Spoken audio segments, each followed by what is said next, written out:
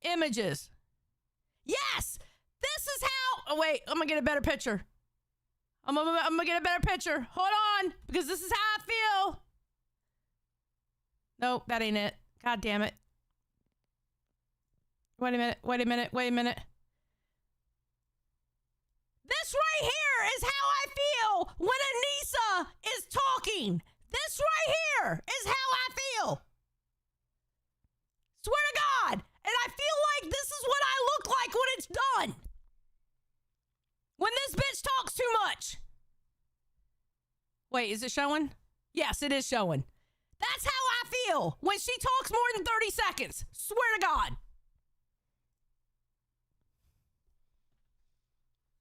Swear to God, that's exactly how I feel when she talks more than 30 seconds. The life force is literally getting sucked out of my goddamn eyeballs. Supreme Idubbbz says, you look like that all the time. Rude? I do not look like that. Okay? Listen, I'm an ugly swamp witch. I'll give you that, okay? I ain't sitting here saying I'm pretty. All right? I get it. And I even screech like a fucking swamp witch, all right? I'll even give you that, all right? But I don't look like those little fucking minion things getting the life force sucked out of them from a chair with a purple light hitting their eyes. I don't like that motherfucker. I don't have bulging eyes like that, okay? So fuck off. Shit. Rude. Rude, Supreme Leader Bread. Rude. You're achieving something. I'm hot to someone. Right. Somewhere. Yeah. Just to be a succubus is, I mean... Yeah, like, think they're insulting you. They're like, you fucking succubus. You damn temptress. What's up, Nuke? Yeah. You siren. And it's I also like being called a witch. Yeah. I'm like half Irish and we're pagan fucking witches. These are all sick things. Hey, I'm a swamp witch. I feel you on that one. I'm a swamp witch. With gnarled up fingers and shit yelling at people. It's my job. I live with it well. It's for women to be. Yeah, it's like, cool to be a witch. Yeah, objectively, like, badass. Yeah. Succubus, witch, Yoko Ono. Yeah. All really good things. Yeah, they're only bad if you inherently, like, hate women. Yeah, true. Anisa would then expand upon this in a tweet, saying how inspirational Yoko Ono is. She's awful. She's terrible. She can't sing. I love her. Anisa then started solo streaming again, where she talks about Ian's IBS in her very first stream. As soon as gluten enters his system, any gluten, his body thinks that he's like it's a something bad. It attacks it. Why are you telling people this shit, you dumb bitch? What are you doing? Stop! You are not helping him! I don't get it. I don't understand. If your significant other or your partner is online, their job is literally online, why would you do that to them? I do not understand. And so his intestines and stomach get inflamed. I swear, half her problems would be solved if she just shut her damn mouth. On her next stream, she discussed some behind-the-scenes Creator Clash drama. Some guy who had been trying to get involved at the event had a lawyer investigate why it lost money, once again blaming Boblax. The lawyer used the YouTube video to say that this was proof that we were pocketing money. So the point that I was making with that clip that got taken out of context again, or like he just didn't understand what I was saying, is that we were in a shakedown lawsuit, and part of the reason why they thought that they could bark up our tree was because commentary YouTubers have no idea what it is to work a normal job, let alone put on a whole event, okay? Fuck you, bitch. Okay? You don't know what it is to work a normal job either. I was a fucking mechanic. I can tell you now, Nicholas Diorio, he has a big boy job, including doing his live streaming. Boblax, okay, he don't know how to, he's never really worked a real job. But many of the commentary YouTubers do work real jobs or have worked real jobs, okay? You're a stupid bitch. How much of a real job have you fucking worked? Besides trying to sniff up everybody's asshole that has any kind of clout. That's all you've ever done online. All you do is go around like a fucking dog, sniffing everybody's asshole going, do you have clout? Do you have clout I can suck out? Do you have clout that I can suck out? That's all you ever fucking done. The fuck have you done?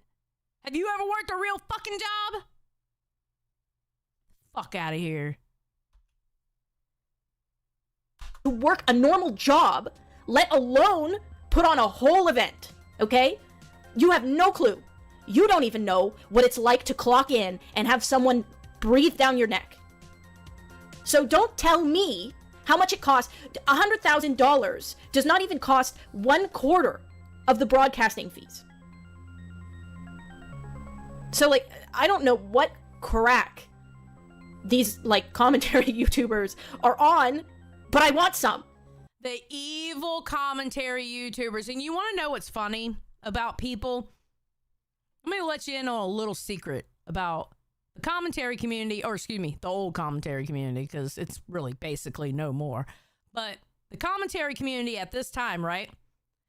The same people who will preach to their audience how much they hated the commentary community were the same people, if they were in trouble, went to the commentary community for help.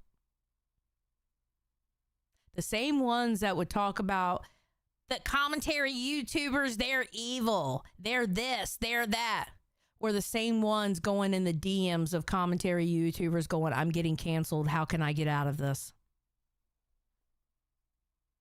Or I'm in this drama and I'm making this video, can you look at this video and look over it and see how it is and how you would critique it? The same fucking people. So look at somebody sideways if they bitch about commentary. Look at them sideways. Because they're the same people. They hate us until they need us. That's how it's always been. No, I know. This is going on. I love how I didn't wear makeup today. I look disgusting as shit. But this will go on every con. And I don't care. I'm at the point. I don't care. I don't care anymore. You sound like you care. You absolutely sound like you care. 100%. Because even when we don't say something, they think we're saying something. Do you know what I mean?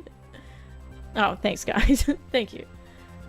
Yeah, they're gonna assume shit. So I'm so over it. Like, and I'm over them crying. They cry like they're the victims. Bro, you like made a video like with all these weird out-of-pocket assumptions.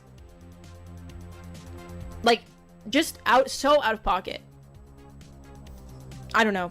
I know a lot of them have never worked a real job. I know that for. If it was so out of pocket, then where are the receipts to show that it was out of pocket?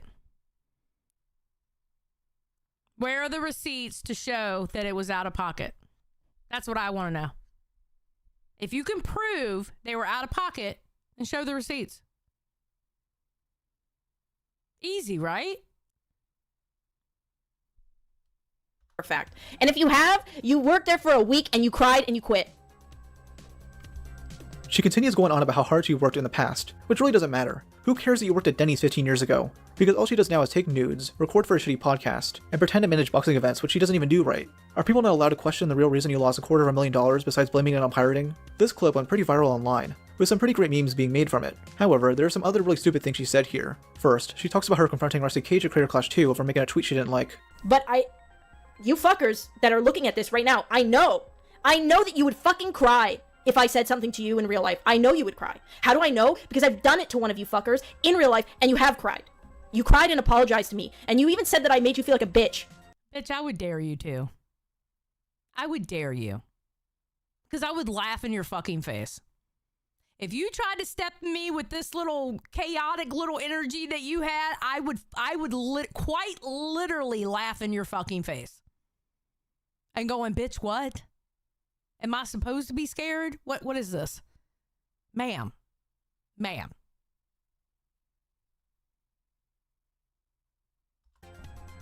And I'm glad that I did, to be honest.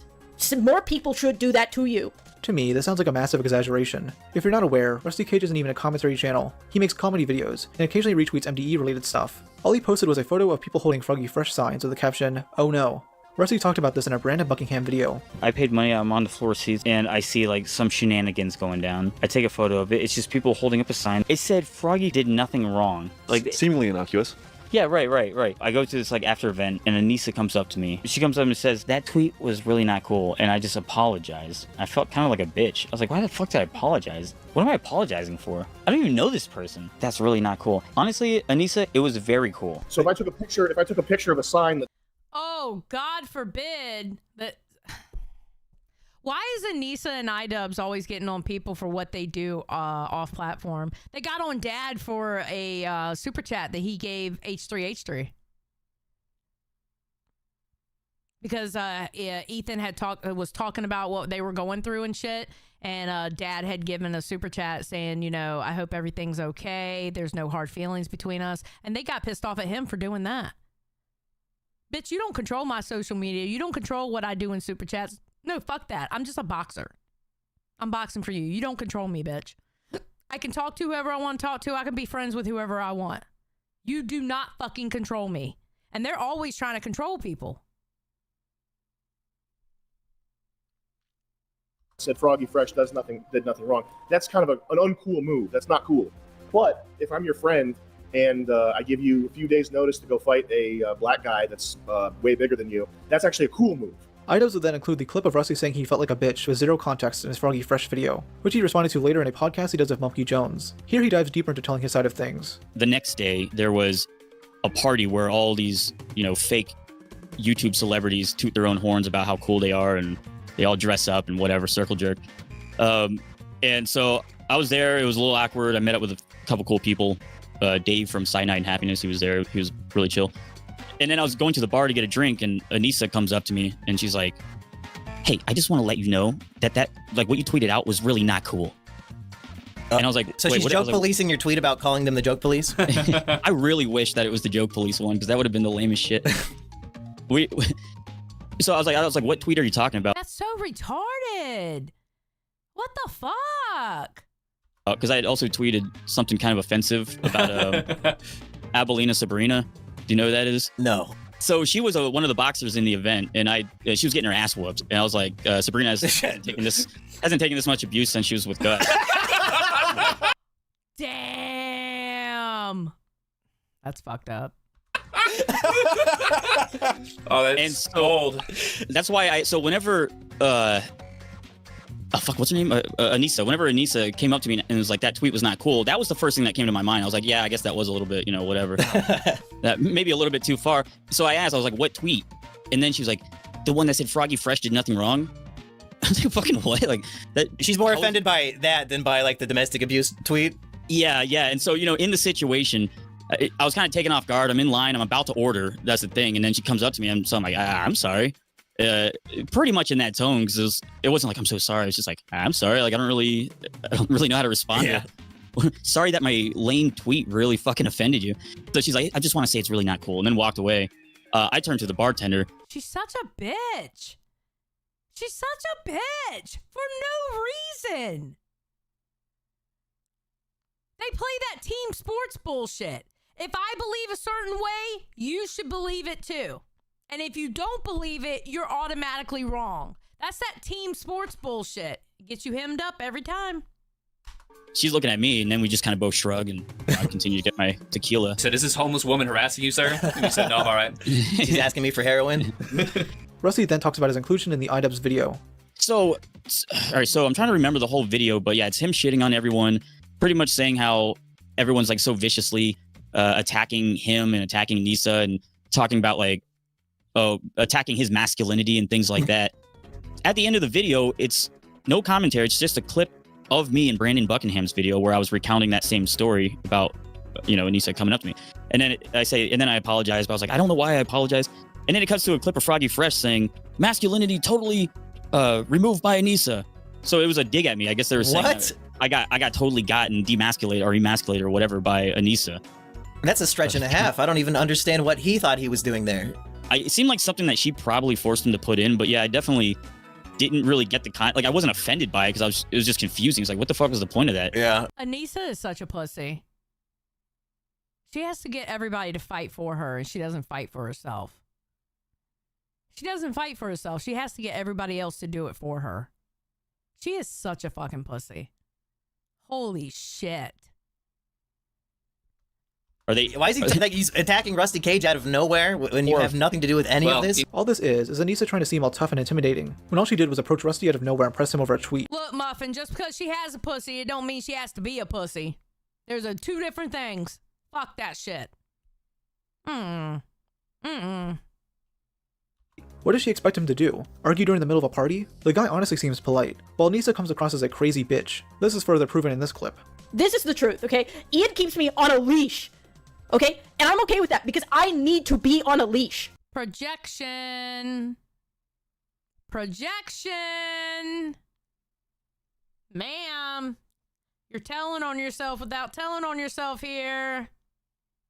I need to be on a leash, a tight leash, to be honest, because I am unhinged. I will just say shit. Here's another clip from that stream I thought was hilarious.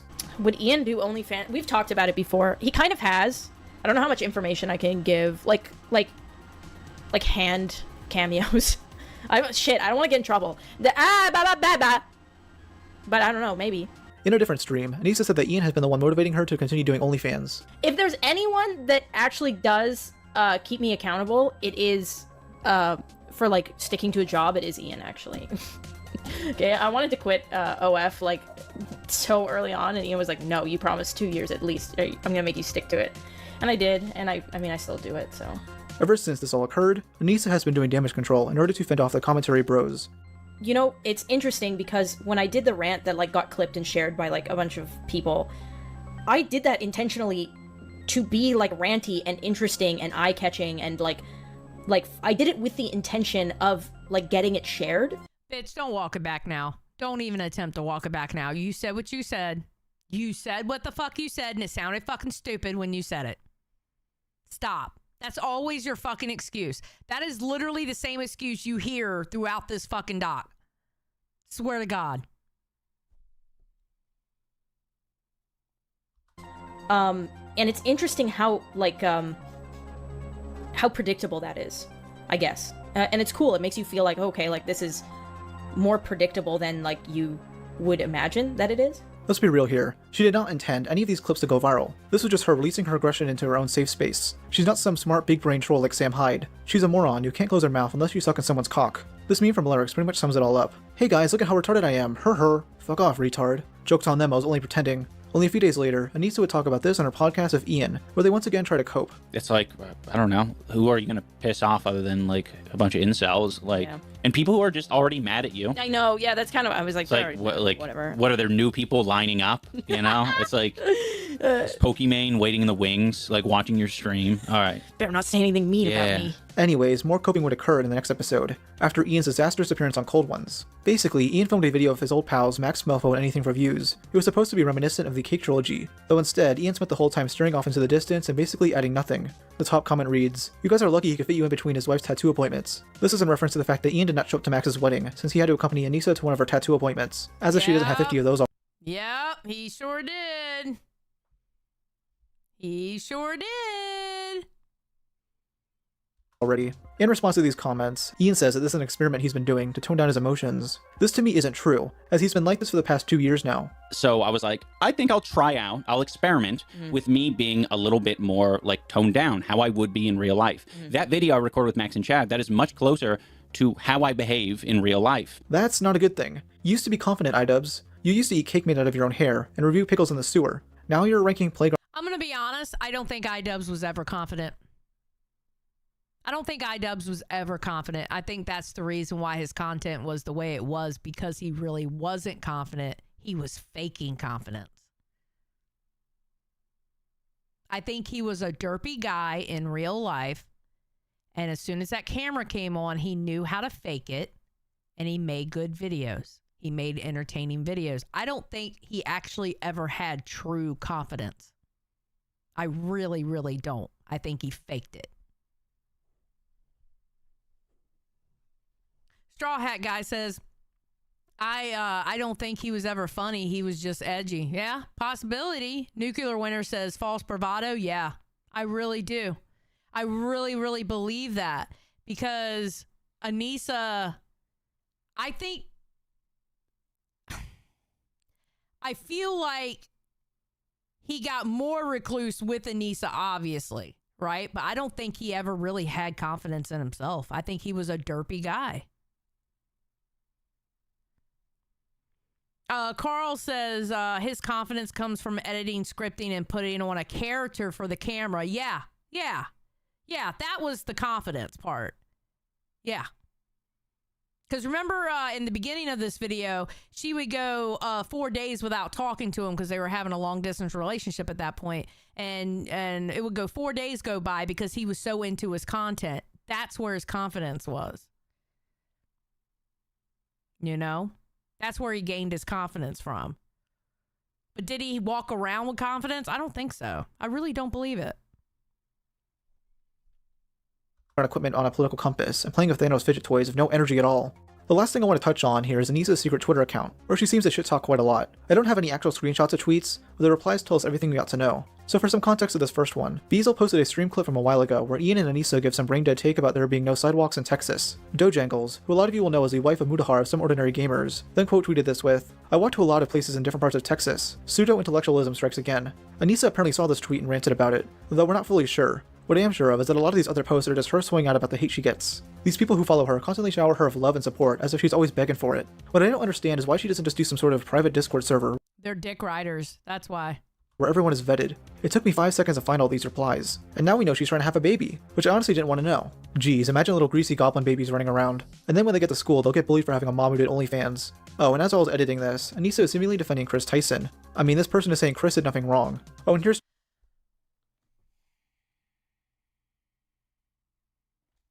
Don't start me on the Chris Tyson situation.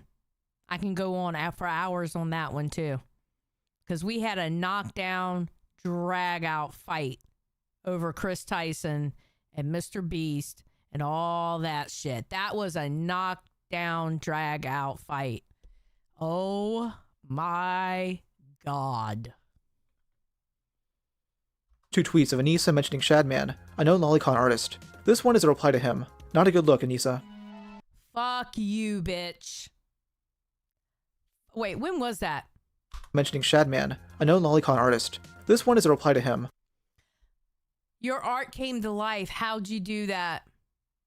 That was years after he drew Keemstar's daughter the way he did. That was years after he drew that girl that was in X-Men like the way he did. You stupid bitch.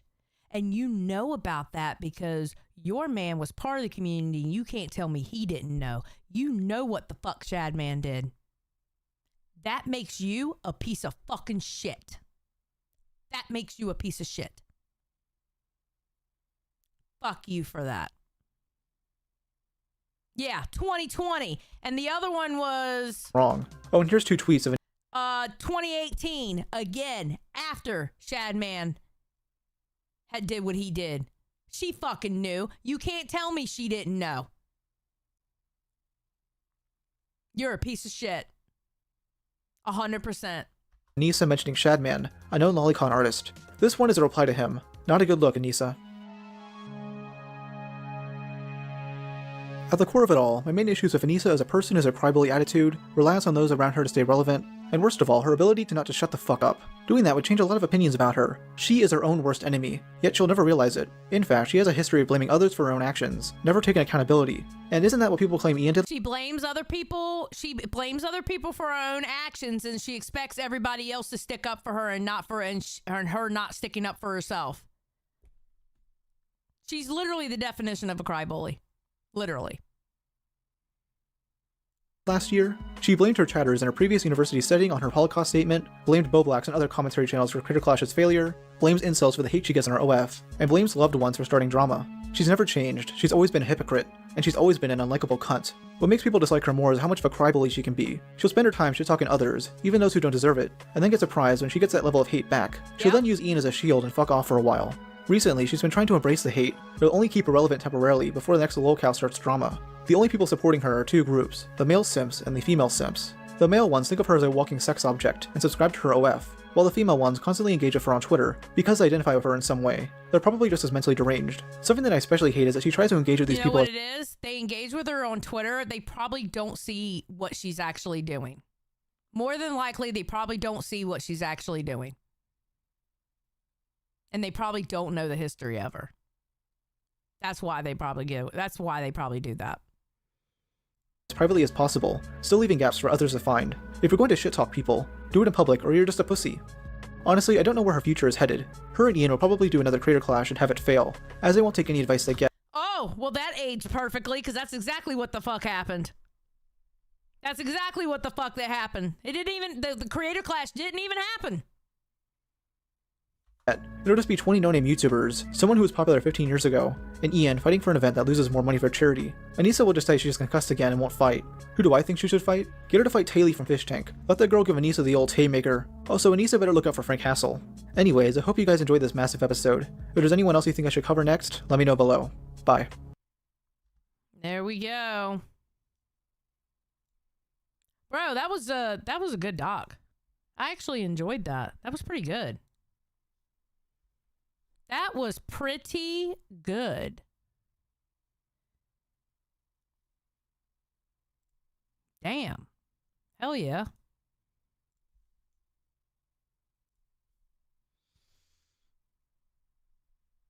Don't be a hater, it's postponed. That shit ain't coming out. And guess what? If it is coming out, it's going to be coming out by the people who own it now. Damn, they don't have anything to do with it. Because her dumb fuck husband put out a stupid ass content cop that he should have never fucking made in the first fucking place.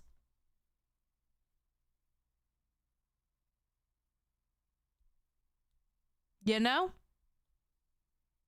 No, actually, it's not happening because they've already started giving money back on the tickets. I think they already started giving money back on the tickets. You know? All right, give me a second. I'm going to run to the little girl's room, so you're going to have a chair stream for a second. And I'll be right back. All right? And then we'll get into Ethan. And we'll go, if Nerds is, hey, do me a favor. Somebody look up if Nerds is going live at 4. And tell me when I get back. Because if they are, I'll just go until like 4 o'clock and redirect to them. I'll be right back, okay? BRB.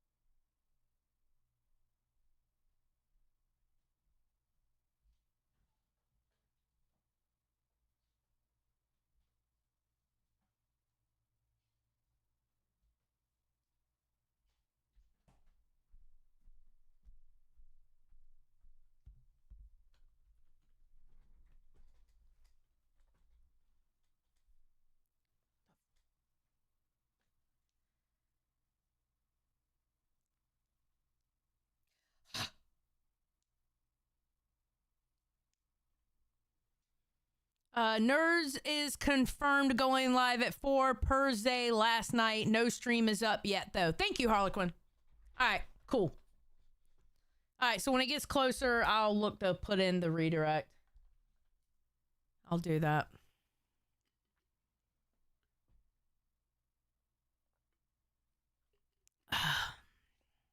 All right, let me pull up this other video.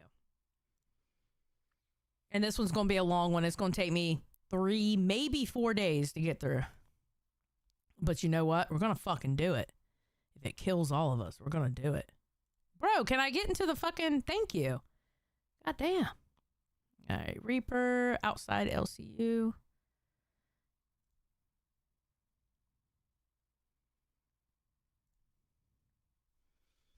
All right. Is it this? Okay, hold on. Is it this one? Yeah, it's this one. Nope, it's not that one. That's the fucking tweet. Ah, bro. Hold on. I'm trying to pull it up.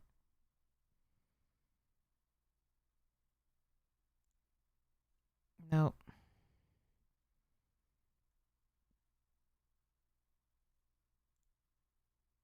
Nope. There we go. It's this one.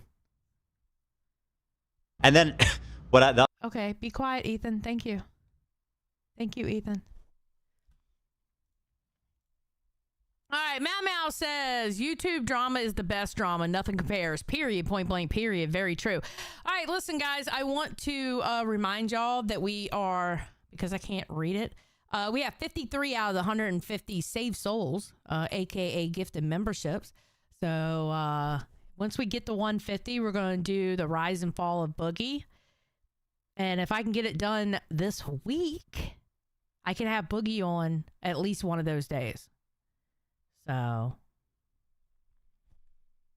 if y'all can help out and give out those memberships, I would truly fucking appreciate it. Just saying. I don't know if me and Billy are doing Rewind tonight. He just finished. He dropped me a DM saying he's going to be busy all day today. So I don't know if that means tonight we're doing Rewind or not. I don't know. Run for breakfast with one gifted. Thank you. Thank you very much. Let me add that. All right, 54. Bam. There we go. Thank you very much. I appreciate it. Thank you.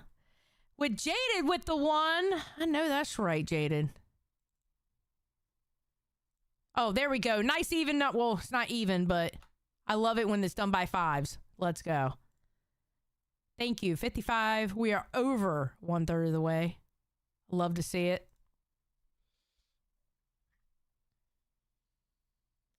Thank you, thank you, thank you. I appreciate it.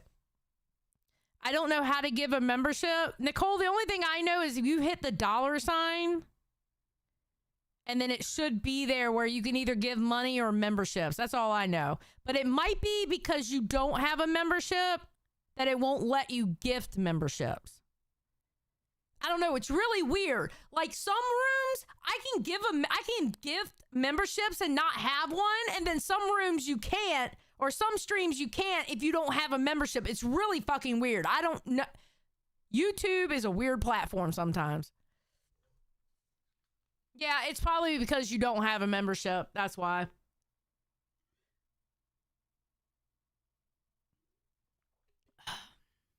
It's really weird.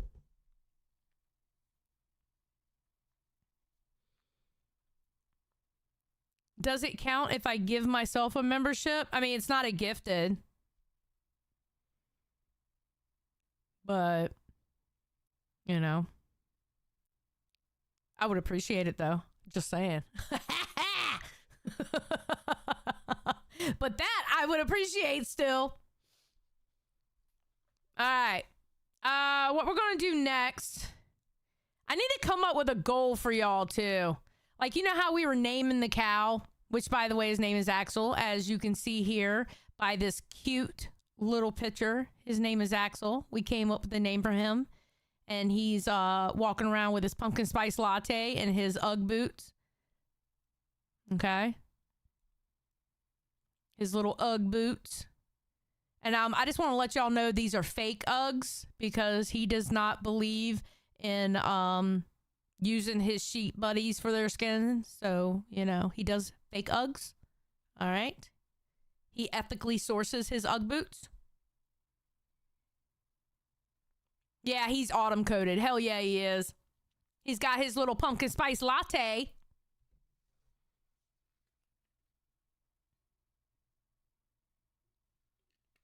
Axel is just like me too, bah.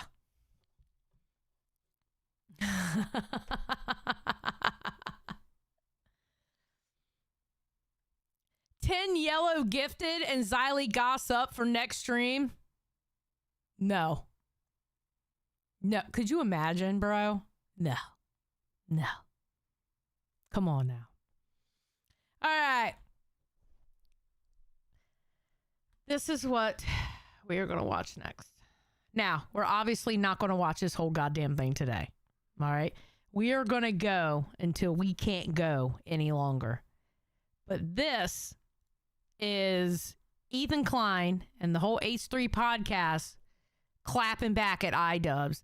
Nicole, welcome to Band World. Thank you, Nicole. I appreciate you, honey.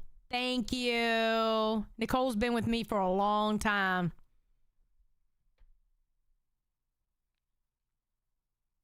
She's been with me for a very long time. Hell yeah. I appreciate it, Nicole. All right, so, nope. Okay, so I think we're going to start here with Gala and Tom respond to Anisa. And we're going to work from there. I'm going to do it at 1.25 to start off with.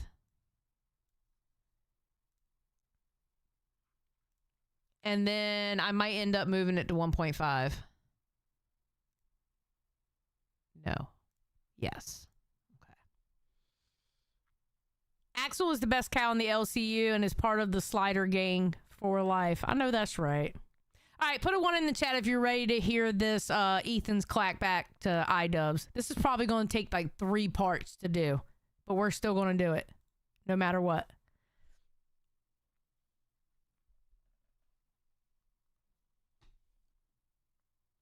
No matter what, we're going to do it. We're gonna do it. Oh, we're gonna do it. Lunchbox! I am gonna hide you because you don't know how to push a 1. God damn it.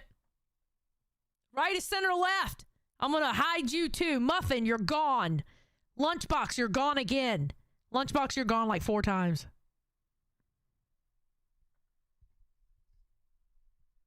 Yep, Lunchbox, you're gone again. Bro, like I literally have hidden you like 5 times here now. 5 times I have hidden you. Bruh. All right, let's go. On Twitter. And I'm glad she did. Because I got to show off my skills of shitting on people. Oh my god. Violated her. Actually, Absolutely let's start amazing. by looking at those. Absolutely, let's go. Your tweets, phenomenal. I mean, you come at the king, you best not miss. Yeah. They don't know about Tom. They don't know about the wire. Well, that's what this is all about. They came for the king and missed, so they're coming for the crew. This is when I always thought Tom you have a thing called the psych ward. You enter. Kaidik, thank you for the 1. I appreciate it. Thank you so much. Do. And okay. Thank you. It's awesome. You rock.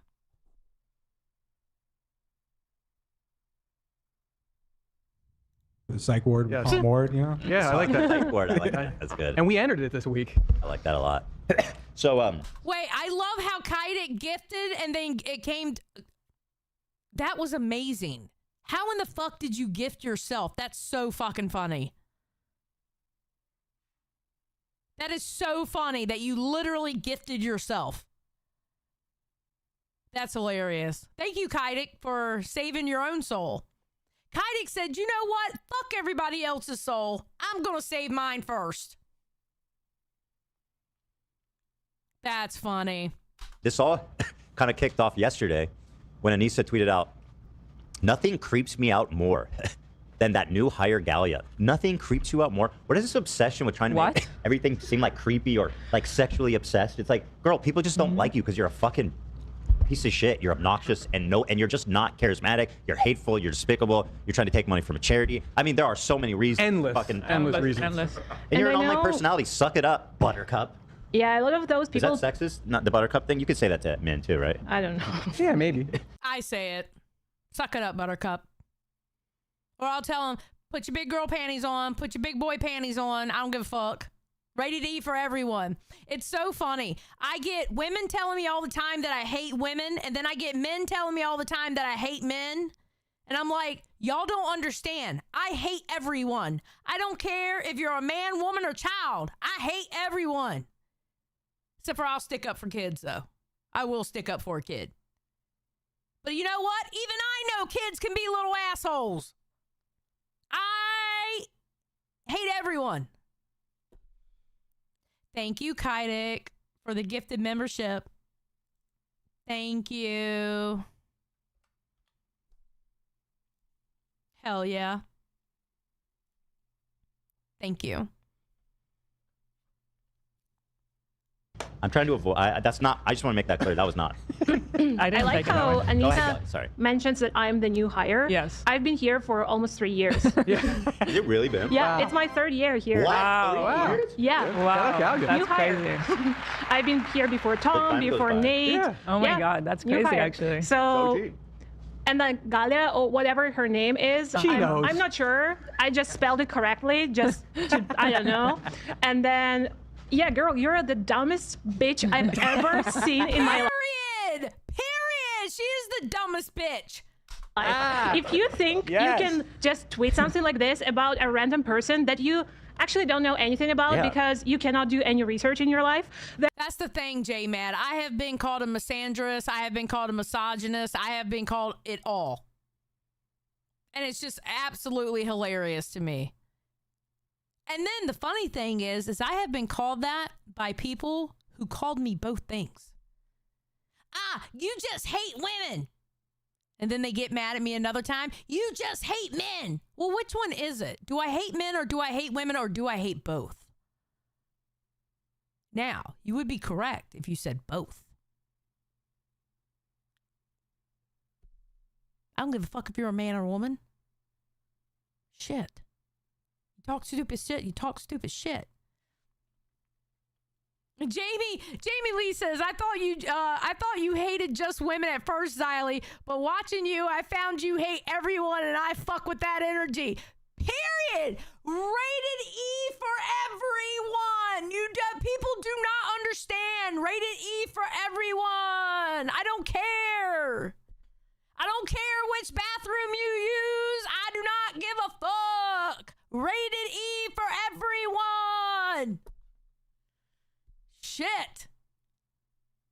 I'm the bitch that watches a movie and I care more about the animals in the fucking movie than I do the humans. I don't care if the humans die, but let that dog or that cat die. We're going to have issues. Okay? That's me. Literally. Unhide me. Right of center left. What makes you think you're hidden if I was able to read that chat? I'm able to read it, so obviously you're not hidden. Are you okay? Right of center left? Are you all right there, buddy? At least I can read your name right. Because they fuck up your name on live all the fucking time. They fuck your name up all the time. Lunchbox says, I'm rated no, meaning leave me the fuck alone. I know that's right. I know that's right. Leave me the fuck alone. and just shut the fuck up and just live in Edmonton peacefully, bake your little donuts every single day, feed your little baby Ian. He's about to eat solids. As I'm so happy for him. He retches. Yeah, he's about to turn into solid food. I'm so happy for Ian. His teasing is almost over. Yeah, I don't know, what are you doing with those tweets? You were supposed, I don't know, you were trying to hype up your amazing video that came out later or something else, but this is just pathetic, dumb, and then also like confidently talking about my husband or our financial situation. You are filming a podcast in a fucking basement. Period. They have gone down so far, they literally live in her mother's basement. That's where they're living, in her mother's basement. Nicole, been a member for 2 months. Still won't let me give membership, YouTuber, you motherfucker. Nicole, it doesn't want you to give memberships. You know what? Nicole, do you have an iPhone? Is that what it is? Is it because you're on iPhone? Because I know iPhones have a problem with that.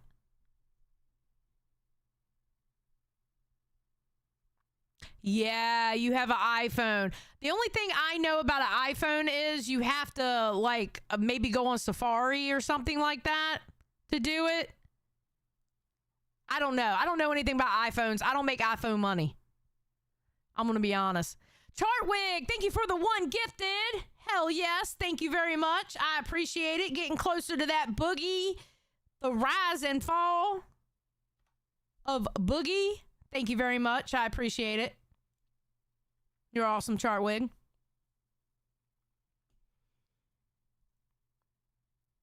Nope, laptop isn't a Mac. So you might be able to do it on a laptop then. Maybe? Maybe? Question mark? I don't know, Nicole. YouTube just don't like you or something. There you go. Mama the Bomb's telling you how to do it. Thank you, Chartwig. I appreciate you. All right, we're going to press play. No equipment, with not a single light around, with not a single plug around you, because you don't have anything around you. In their new big video, Ian starts it off by being like, yeah, ignore the back. And it's just like a bunch of planks of wood. I'm working on it. I'm working on my setup. I'm What like, have you yeah, been I can see doing, that. man? I can see you're trying to do something there, but I don't know what that is. And we all know that you're selling your house. We all know about your financial situation. Because they talk about it. Against our will. You're the one who's like posting a $20 cake for your birthday on your Twitter. That was hilarious. And you mentioned the date that you got it, how many days it was past your birthday, what Ian did say to you, and then you call me creepy for knowing those details. Why the fuck did you say that in the first? There you go. Stop oversharing shit. Anything and everything you put on the fucking internet is going to get thrown to your fucking face, you dumb bitch. So don't get mad that somebody read your fucking tweet and regurgitated back to you because you were the dumb fuck who put it out in the first place. It's simple fucking math. 1 + 1 = 2, Anisa. It's simple fucking math. You put it out, people are going to regurgitate it. How are you going to get mad that people read your tweets? You're the one who put the tweets out.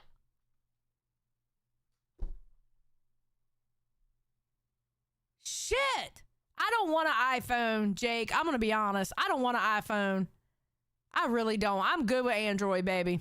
I am good with Android. I don't want anything Apple. I'm good. I don't want a damn iPhone. Fuck that shit. Android for life.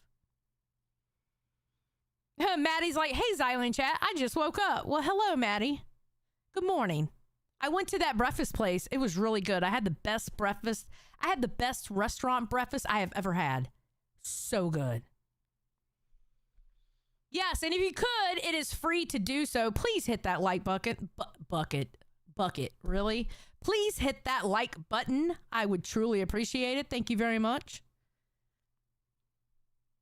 Place. You were the one typing it in. Like, you're the one taking a photo of that cake. You're the one who posted it. I'm sorry that I know what cake it is, and it's $20. And like, all the people know about that. So I don't know, what are you trying to do here? Are you trying to, I don't know, gather up 5 of your fans against me? I think I can handle all 5 of them. I'm gonna be good. I don't know. It's just the dumbest shit. And like, I didn't reply because I don't use any like social platforms to reply on, and I really. Jenna, shut up, Jenna. Shut up, Jenna. Jenna, you are blue in this chat, okay? That means that you go with my fucking narrative. That doesn't mean you get to fucking troll me, Jenna. Even though your name is Genitals. Honestly, one of the best names on YouTube, not gonna lie. Between you and Huge Ass, I love y'all's fucking name on YouTube. Anyway, that doesn't mean you get to troll me, bitch. Okay, Jenna? Calm down with the fucking trolling, bitch. I'll take your fucking wrench. Or I'll make you believe that you don't have that wrench again, because I made your ass second guess last night. All right?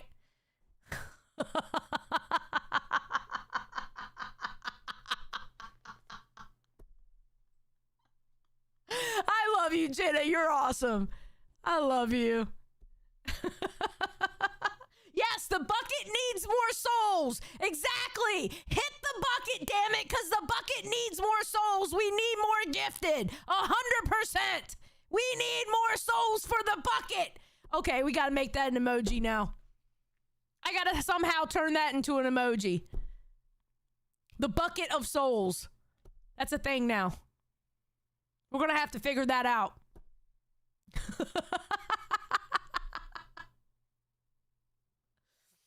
Xylee, I'm still holding out for hope for a full 2016 glam makeover. Oh, shit. You're talking 2016 glam makeover? Bitch, I don't have enough time to do that fucking makeup. Fuck that shit. Nor am I going to go out and buy all that makeup for that shit. No, fuck that shit. 90s, easy. Neon color, out to here. Hair straight up. Well, 80s would be easier. Neon color, blow dryer, hairspray on the hair. Easy fucking peasy. 80s.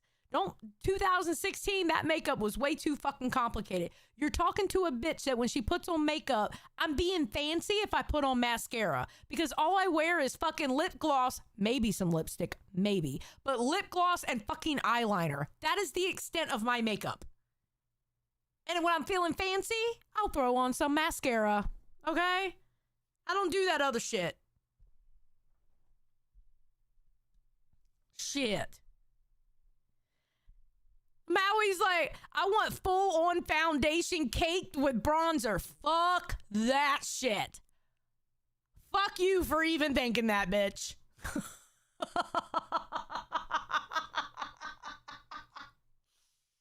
Fuck you for even... I'm gonna tell you what.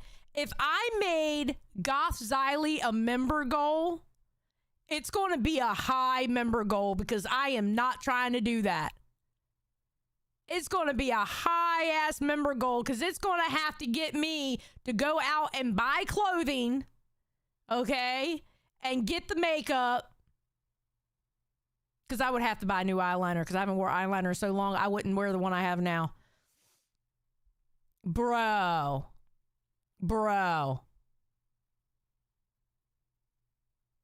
Y'all are just trying to torture me. Well, get me, okay, I'll tell you what. This is what I'll do. Get me to the Rise and Fall of Boogie, and the next membership goal I'll do a membership goal for Goth Xylee. I'll do it. And remember, this coming week is the last week I'm at 10 a.m. I'll be at 4 a.m. starting the following week. Yes, Holly Dolly, the higher the hair, the closer to God. That is very true. It's like the bigger the hoops, the bigger the hoe.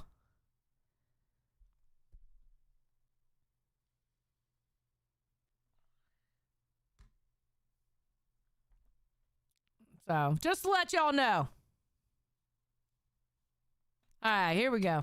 Waited for this moment right now just to mention how fucking dumb you are. Yeah. Like, I just want you to know because you are watching this and you're reading every She's our single biggest comment. fan, dude. Huge and fan. She doesn't hide it. Yes. She's talking about like all the details. I was like, oh. Okay, fun fact. Remember on Rewind when I addressed something that Yo Mama had said on test and I showed that Tea Party group chat where I spent 17 hours leaking that Tea Party group chat? Anisa and Idubbbz watched it. They watched that shit. And they were so infuriated in seeing the shit that was talked about them in the group chat. They were so mad. So mad. They were like angry. Anisa was angry. She was pissed. Boogie had a shit fit about that Tea Party group chat leak. Everybody got mad at that group chat leak. Jenna Tolls with the 1. Thank you. Hell yeah. Let me put that on here. 58, 59. 59. Let's go. Hell yeah. Thank you, Jenna. I truly appreciate it. Thank you, ma'am. Oh yeah, Anisa watches everything posted about her. So does Idubbbz. So does he. And he probably watches it because she makes him watch it. She's a fan. Oh. She's like, if you scroll down, she posted a title even before we went live. She was already in the comments. She was like already commenting. She might be here right now. She might be. That's why I put her name in the title. I made sure to put her name and Idubbbz's name in the title. So when they go and scroll and they hit Google and they put in their names in Google to see if anybody's talking about them, it'll come straight to here. And then they're going to get pissed because not only is someone doing commentary about them, but it's someone on Keemstar's network doing commentary about them. They will be completely upset, especially if they hear the shit that I've been talking about her. Just saying. It's all a master plan. It's all a fucking master plan. Work smarter, not harder. On the title before we went live. She's there every single day. Hi, girl. You She's dumb watching fuck. it, You and I just don't loser. know. This is going to be... Also, if I can add. Of course. Please. Galia, you're infinitely smarter than her, more successful than her. More capable.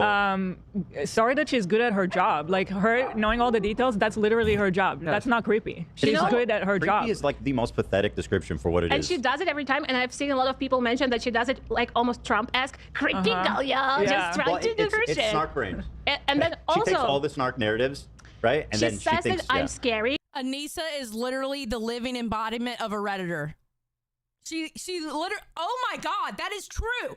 Anisa is literally a living, walking, breathing Redditor. That's exactly how she talks. That's exactly her viewpoints. It's like she lives, she's walking, talking Reddit. Literally. She's like a Reddit mod. Cyan Syrup says, well, first of all, Cyan Syrup has been a cash cow for 3 months. Anisa fits her personality to whoever is in the room. Period, point blank, period, Siren. You are so correct on that. You are so correct. Thank you for being a cash cow for 3 months. Appreciate it. And that like I'm creepy to her, and I'm the most creepy thing that ever happened to her ever.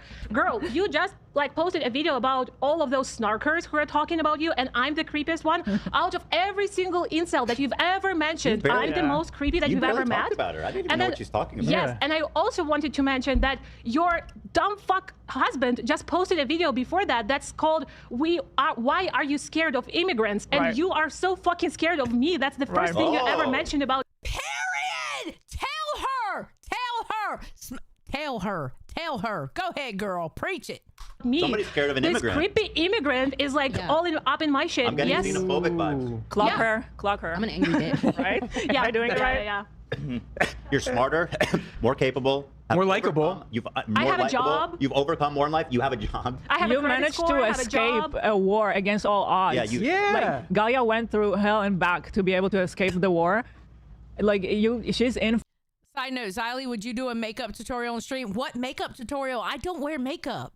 There is no way. That's like more like a Zay Zooted thing and not me. I don't wear makeup. How in the fuck am I going to give a makeup tutorial? What?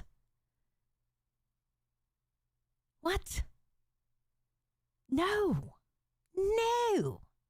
Do a damn makeup tutorial.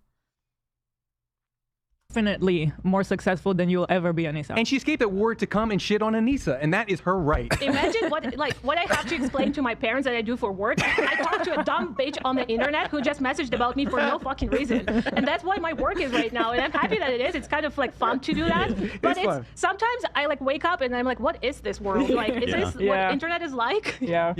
The most adversity Anisa has faced is having sex with Ian and smelling his breath at the same time. That was a tough day. I mean, and to be fair, that is pretty. that might be as bad as fleeing a war. Yeah, that is. It might be. At least you're free. Yeah, and also he might have shit. His butthole might be dirty too. Imagine having.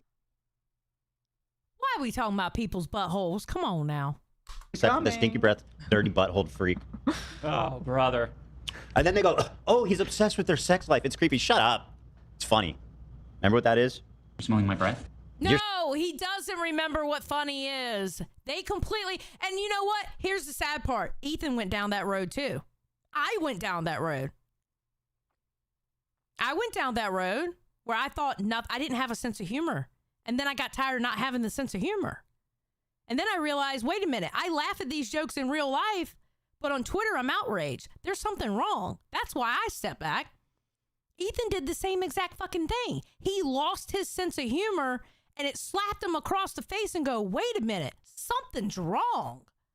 And now he's back to having a fucking sense of humor. Not exactly the same sense of humor he had in 2016, but more of an adult version of the same sense of humor. You know?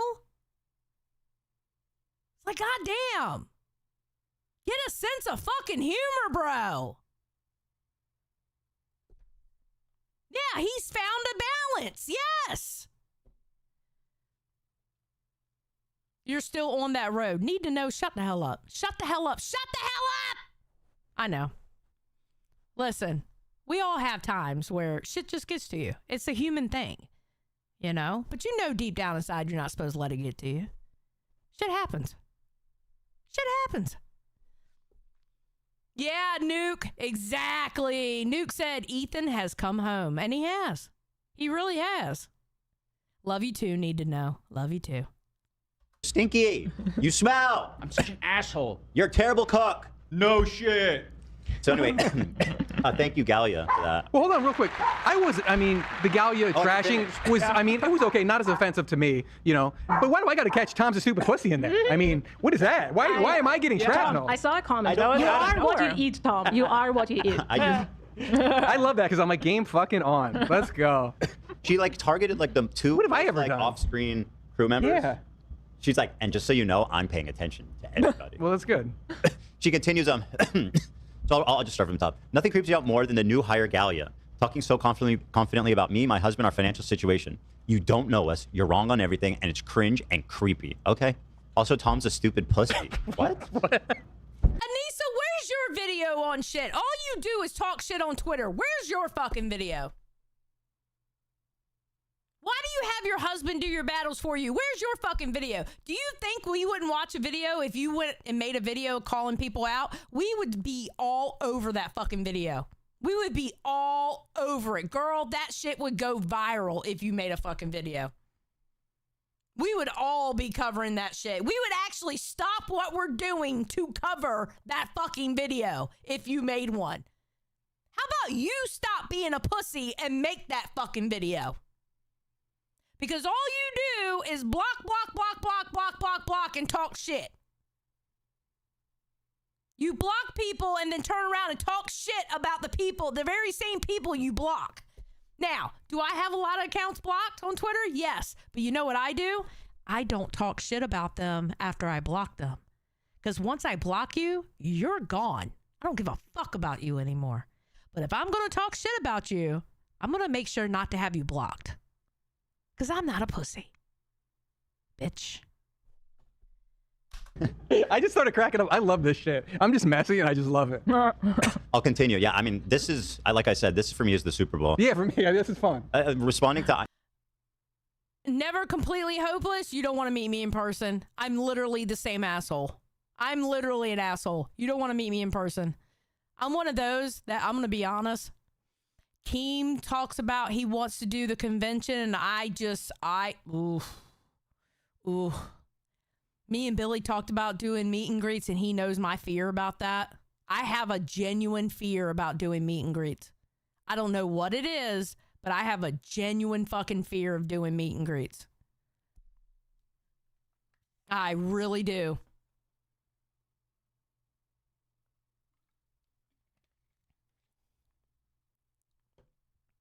Well, to be fair, Maui, okay? People have pulled Anisa's old tweets and compare them to what she's saying now. It's pure hypocrisy. You could do the exact same thing to me. I'm going to be honest with you, Maui. You could actually do the same thing to me when I used to be like heavy SJW. You could probably do the same thing to me. The only difference is I have years on YouTube. And you see the progression of me changing my outlook on certain things. You know? So people could, but you know what? Here's the difference though. I have those still up waiting for somebody to call me out on it. You know?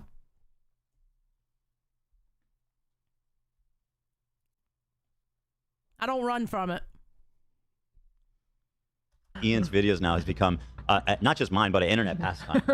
It's actually phenomenal. It really is. This person says, surprised they have her commenting on YouTube. Thought she was. Oh, a lot of her shit is virtue signaling bullshit, Maui. 100%. I used to do the same thing. I know. I know what virtue signaling looks like. I used to do the same thing. Okay, Han Solo. Ooh. Not just mine, but an internet pastime. It's actually phenomenal. It really is. This person says, surprised they have her commenting on YouTube. Thought she was hired as the Hassan, let's say, researcher. Okay.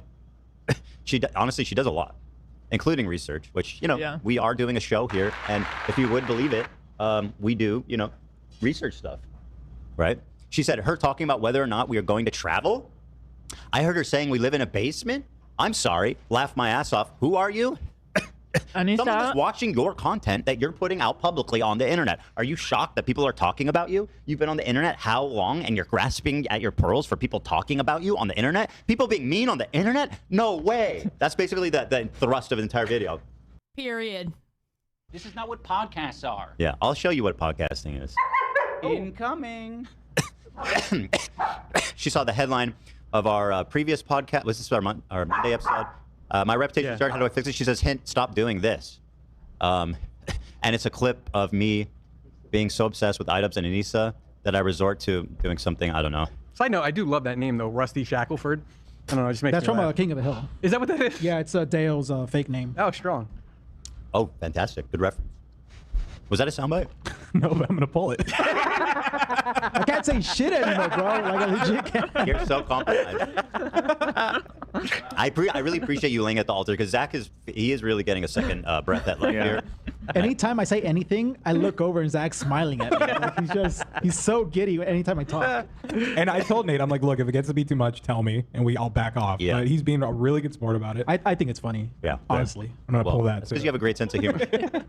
I think whenever Nate's talking, that's really up to, well, you yourself, Nate, to switch to yourself so I can see your mouth wording, making the word. And if you guys really want to get confusing, Zach, you can line it up with a clip and have Dan play Oh my the God. clip of him talking with the soundbite. But don't do that. That's too confusing. Confusing you is part of the fun, though. Why'd you post this video?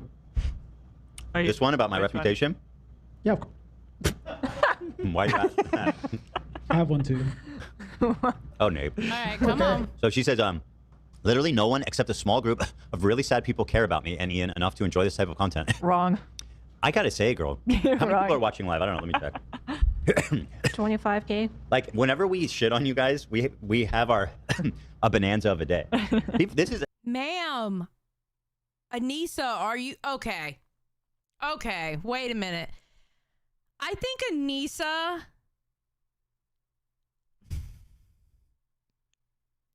Does she not understand the legacy that she's leaving on YouTube?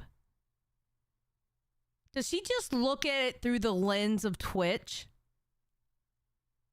Because she's being kind of dumb. It's not a small group of really sad... It's not a small group of people that have problems with you, Anisa. What is her problem? No, I never watch Kino Casino because I always forget to go watch.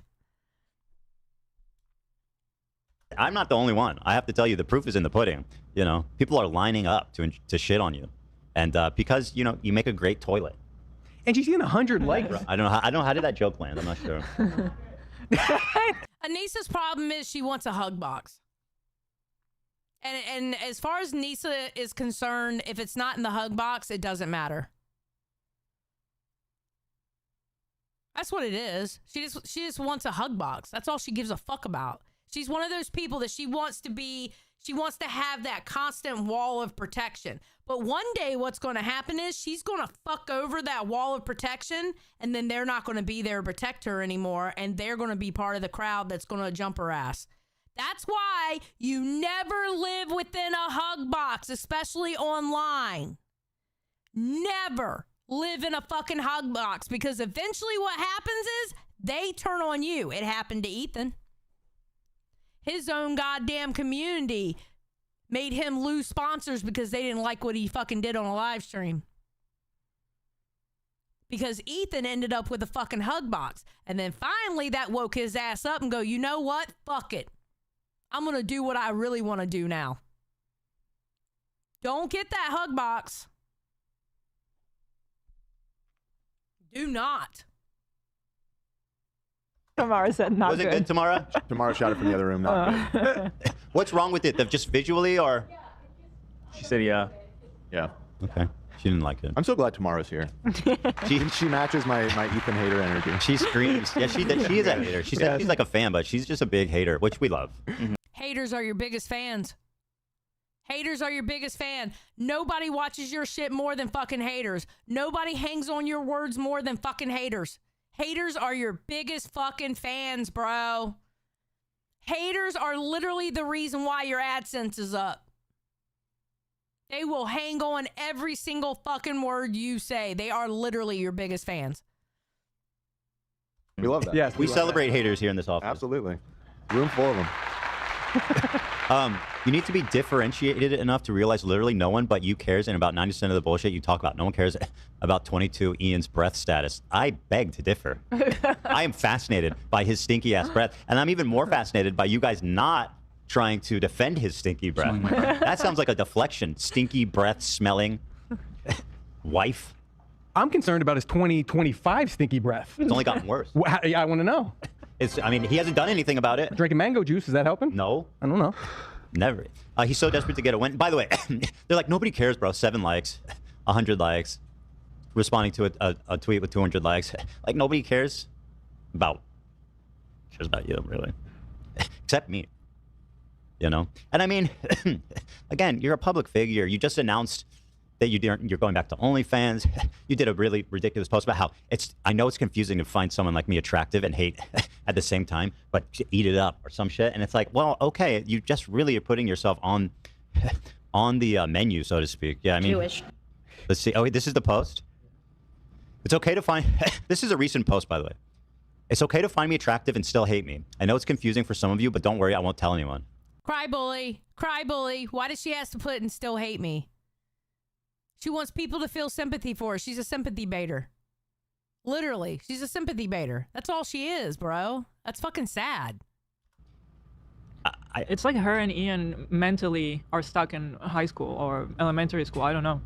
Like, it's not all about being attractive and this boy likes you and this boy finds you beautiful. Like, I don't understand. I mean, nobody's talking about your looks here. We don't talk about it. Well, that's part of the snark theories is that we all. Well, I'm in love with Hassan. I want to fuck Hassan. I want to fuck Anisa. I want to fuck Ian. Like that. Somehow they make it seem like everything goes back to being a sex crime for them. You know, it's interesting. Oh, Alexander's in chat with a hundy. Thank you so much. That's so generous. 200. Oh my God, Alexandra. I amend myself. Thank you. Sending so Wow. much love to Ethan, Neil, and the crew. You are so loved. Thank you for sharing yourselves with us. Thank you so much. Thank you so much. You're welcome. And Nate, Alexandra. Oh, okay. You know what? It is a bit, Nate. It is. That's fine. Yeah. And I will say, as much as I'm being vilified around the internet these days, the fact that we do retain this core audience that's staying with us, staying loyal notes, I'm so grateful to you guys. You guys. Holy shit. Imagine going live to 25,000 people watching you. Holy fucking shit. I would die of a heart attack if that many people were watching me. Not gonna lie. She looks uncomfortable in that mirror selfie. She always looks uncomfortable. When she opens up her mouth, she sounds uncomfortable. They're giving me the strength to try to take this on. And I'm planning my first TikTok, actually, and I'm planning on shooting it tonight. Mm-hmm. So I'm gonna start. I'm going to the battlefield and I'm gonna make a video. And thank you guys for your support. And I think, you know, listen, hopefully people are willing to listen. I mean, I've got receipts. TikTok is my home. Yes, I'm moving back. Oh no, don't go to TikTok. What are you doing, Ethan? Don't do it. Don't do it, Ethan. Stay away from that fucking devil app. Back to TikTok. TikTok is not going anywhere. Right. He knew, actually. Unfortunately. I wish Trump banned it. Current deadline for the TikTok ban is next week. Oh, there's still a ban date? Still be killed? Still working its way through the process. It's not going to happen. I've always been saying that. Nobody's talking about it. I mean, Trump could just kill it. TikTok's not going to go anywhere. I don't care what anybody says. And really, I kind of hope it doesn't because I don't want all those fuckers over here. I really don't. I really don't. I don't want the whole Vine thing to happen. What happened back then, I don't want it to happen current day with those fucking TikTokers. Because there are some nasty ass fucking people over there in TikTok. I want them to stay over there. I'm surprised I guess he might be able to extend it again, but yeah, it kind of faded into the background. But I believe September like 16th or 17th is the deadline. It was earlier this year, and he extended it by like 6 months or something. But that 6 months is almost up. I'm surprised an American company isn't kicking back. I just think it'd be very funny if, or maybe Chinese companies kicking back to keep it. Keep getting delayed. Well, that's the whole point. Yeah. Big announcement. Ethan is returning to TikTok, and 5 minutes later, TikTok is shut down. I have a huge hit, right? People are like, you know what's wrong about it? I'm opening my mind, and then it's like TikTok banned. I'm gonna post it everywhere though. I'm posting it to all socials. This war is just beginning. But anyway, he's so desperate to get a win, it's sad and pathetic. Like, it's genuinely sad. 5 likes. Half of his remaining audience, Destiny's already left. Who is this even for? Someone who eats so much poop shouldn't be talking about anyone's breath. Sorry? I'm eating poop now? Is that in... I mean, my kids have been accused of eating poop. I don't know that I've ever... seen you eat poop. Okay, I didn't know that. That sounds like a snarker. And you're posting on Instagram? Yeah, I didn't know that. So now we turn to the Tom Ward chapter. Who, this is kind of a weird screenshot. Oh, yeah. There. Oh, yeah, so Tom's responding to her, calling him a pussy. You want to read it, Tom? Ethan, real quick? Yeah. If you could just take a look at the screen here. Oh, no. Well, by the way, this was just to explain. This is like a dumb, edgy. Again, 7 years ago, people take this out of context, be like, wow, but you see that it has 1.7 million views and everybody laughing and enjoying it. I was gonna say, Dan, that was a very funny video, and that was like a commentary I know, but it's so goddamn disgusting. It's so goddamn disgusting. on challenges at the time. There were every week there was a different challenge going viral. How do you get the fancy subtitles? You go here, you hit subtitles, you hit options, and you have all these options here. Oh, you don't see it. Hold on. Hold on. Oh, I can't move it, can I? Well, basically, you hit the cogwheel, you hit subtitles, and then you go top right and you hit options. And then that's where you can change the font, you can change the color, you can do all that. You can change the size of it, the background of it, all that. Protest too much, my friend. You protest too much. I'm trying to explain. It was a reaction to like the ice bucket challenge. Also, thanks, Dan. Now you give the material for 10 new TikToks about it. I don't care. This is funny. If you don't think this is funny, it is funny, and it's evidence that he eats poop too. No, but look, this is what they've been doing. Stuff from 7 to 15 years ago. They go, he's got a scat fetish. He's obsessed. But by the way, this was like a collaboration with Filthy Frank. It was like a big fucking content push. It was fun. At the time, this is very important. Like, you go back and look at this stuff that everyone's grasping their pearls at, and people are laughing. It's being upvoted. People understood then that it was a joke. Yeah. Anyway, go ahead, Tom. That's because people lost their sense of humor. Am I a stupid pussy? Hey, everyone is entitled to their own opinion. True. But I've got 2 things Anisa doesn't. 1, I live in a great house that I own, and she's stuck in her mom's basement. Fact. But facts. Facts on facts. 2, I'm likable, and that's one thing she ain't got. Shout out. Facts on facts. On facts. You are one of the most likable dudes of all time. That's what makes you so good at your job. But I like my second reply better, because I shouldn't have said I'm a house. The thing I didn't like is I live in a great house. That's a douchey thing to say. I was like homeless in my 20s. No, it's funny. They lost their house because of all their fuck ups. But they were millionaires who lost their house. I think it's exactly. So that's okay. They weren't like born to poverty. These people lost everything from their own folly. For sure. So I think you flexing that you own a house is hilarious. I'm just a regular guy. Yeah. Right. So no, I don't think you're being like a classist or anything. I mean, these people had every chance to be rich. You continue on. Oh, she responded. I don't see, but she's responding on Twitter. I'm not even on Twitter, so I've never seen these. Oh, you haven't? No, I posted on Threads. This dumbass goes on Twitter. So where'd you see him, on the subreddit? I never saw any of these. What were you responding to? It's so funny. I just responded the next day because I didn't like. I thought I could have gone harder on her. So I thought about it in the morning. I'm like, I'm gonna fuck with her. When did you see the first one? Well, I responded to her first one, and then I thought about it that night. I go, it's too short to do in a story. I need some space to really shit on her. So I didn't see any of this. This was just off the dome. You took some time. You meditated on it. I did. That's the difference once again between us and them. Yes. That's so funny. I thought it was a reply to this. No, I didn't see any of this. So this is new. Set you up. Tom is the most unlikable cast member on the H3 podcast. Actually, she a fan. Huge fan. She a fan. Oh my God, H3's fucking shitting on her. I love this. Oh, Anisa. Oh, bless your heart, Anisa. You are so angry. She has a tier list of likability of all crew members. Oh, I wonder who's number 1 though. If I'm the least likable, who's the most? That was me easily, right? Not for Anisa. No, but I'm the most unlikable. Oh, I'm saying who's the most likable then? Most likable, probably. Well, I would say AB, but that ship is that's hostility. We have open hostility. Yeah, there's no way. That's a really hard question. Can you let us know, Anisa? That's a really hard question. He's so uniquely stupid, and now he's self-reporting that he values a person's self-worth on whether or not they own the house. Oh, stop it! You're pathetic. You're miserable. You're broke. You had it all and you lost it. That's funny. He has a very punchable face while still being bland. Very unfortunate. You're not funny or interesting. And by the way, your insults are not even really based on reality. That's why they're missing so hard. Yeah, I don't really even care. She literally sounds like a middle schooler trying to throw out insults. They come off like very kid-like. Maui's like, I truly believe Hila heard Xylee stomp dancing to She a Fan, She a Fan. Uh-oh. Sorry, Zach, catching strays. How dare you take the crown from this man? I think you owe him an apology. Wow. Wow, Zach catches strays. That looks nothing like you. By the way, this is a picture of Drake, and this is one. You want to see? Is that blackface? I'll show you. I'll explain. I just understood what I was looking at. These are all the most deranged, snark-brained losers. Yeah. Ian was recently streaming, and on his sidebar was H3 Snark. They literally spend all day there, right? Yeah. And so this person, Throst, has a... They're all in the Snark Reddit. We all know that. picture of me with blackface over that famous picture of Drake in blackface. And again, this is one of the constant refrains that they go, oh, he did blackface. It was a fucking, it's still up, totally on. It was a video, I did some videos together with Ethan on the Ethan and Hila channel a while ago. Here's the thumbnail. And I had like this series where I would buy a bunch of products of one color. So there was like the gold challenge and we did kinds of gold products. Yeah. And then there was the black challenge. This is a mask. It's a face mask and teeth whitening. Like, and we were just going through a bunch of products that were black. Oh, okay. You see the thumbnail? I'm showing my black teeth. Yeah. But anyway, just to give you an idea of what they're saying is racist. Is a 3.2 million view, 100,000 likes. Nice. Like nobody thought this was racist.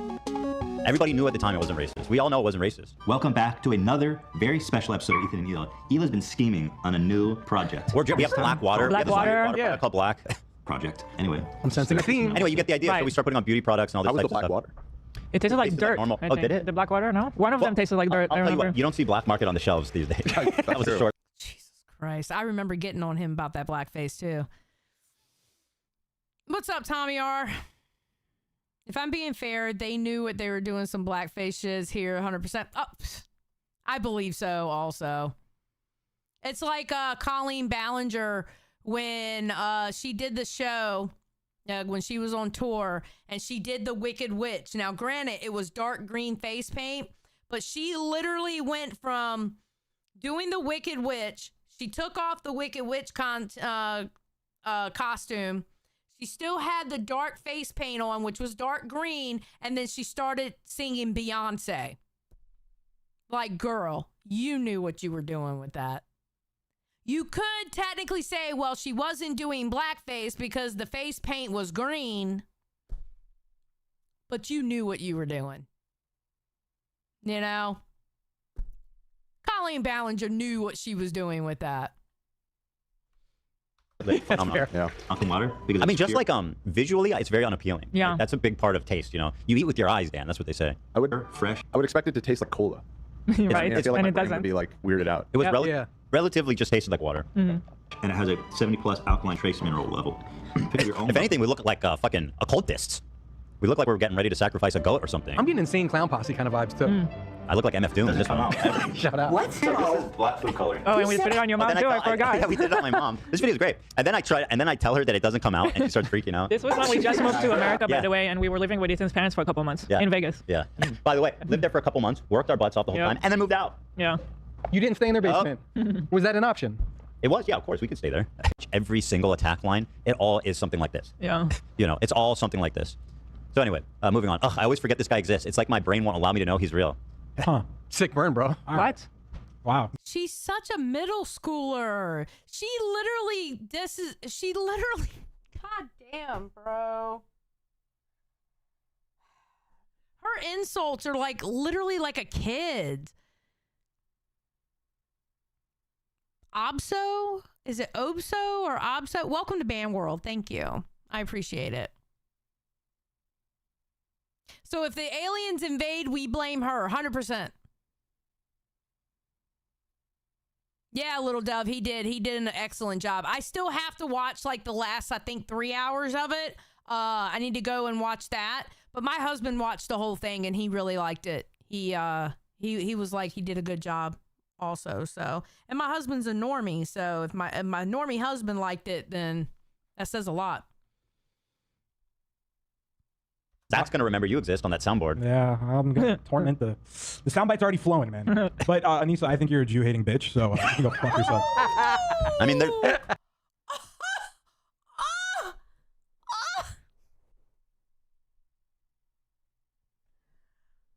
Damn.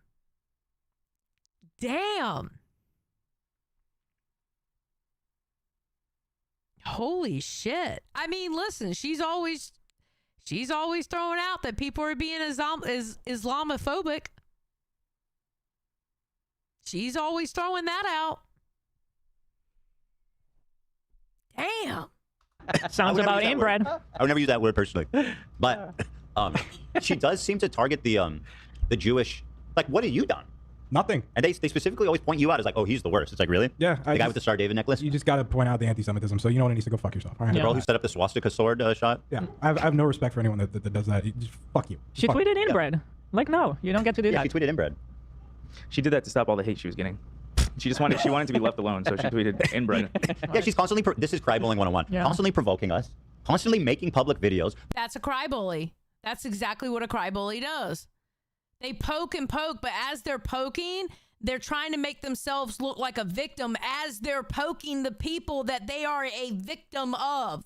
That's a cry bully. Hence the reason, cry bully. Yeah, Zach obviously don't take shit. I was like, damn, Zach, holy fuck.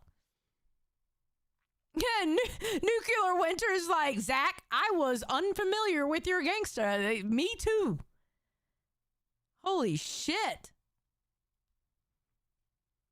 Posting the OnlyFans and doing like provocative posts, like rage bait on Twitter. And she's like, I cannot believe that everybody's so mean at me. Oh my God. I cover it all. Nobody cares. Yes. Nobody fucking cares. Jewish. So Tom Ward swings again. So this is, again, I didn't see any of this. This is just me the next day going, I could have done better. Wow. So interesting. So it's perfect. So you said, you go ahead and read it, Tom. This is your... How do you even say your last name? Hey, Anisa Jomha? Jomha, I think she said. Pajama? Jomha. Pajama. First of all, I'd like to apologize for saying that I owned a house and you're living in your mom's basement. Wait, you apologize, but you never even see her response. Yeah, No, because I thought about it. I'm like, that was a douchey thing to say. Wow. Especially in LA, it's hard to fucking buy a house. Yeah, so like, I look... Wait. Like obsolete and 99. So obso 99. Okay, wait a minute. Obso! Thank you for the 20. It's Obso. Okay, awesome. Like obsolete. Okay, awesome. And 99. So Obso 99. Thank you. I appreciate it. And thank you for the 20. I very much appreciate it. Thank you. Listen, I very rarely get the TTS, so I was like, wait a minute, am I hearing TTS from them? Because I was on a different screen because I was trying to get the redirect for Locale Nerds. I am fucking pitiful on this fucking platform. No, it's in here. Because the AB statement is next, which we'll probably end up stopping in the middle of because I'm getting out of here at 4. Wait a minute. Is Locale Nerds talking to Alex Rosen? Are they actually talking to Alex Rosen? Is that the thing that's happening? Ooh. Ooh. I mean, good for them to get the interview. That's awesome. That's awesome. Good for them. Hold on. Let me put this redirect in.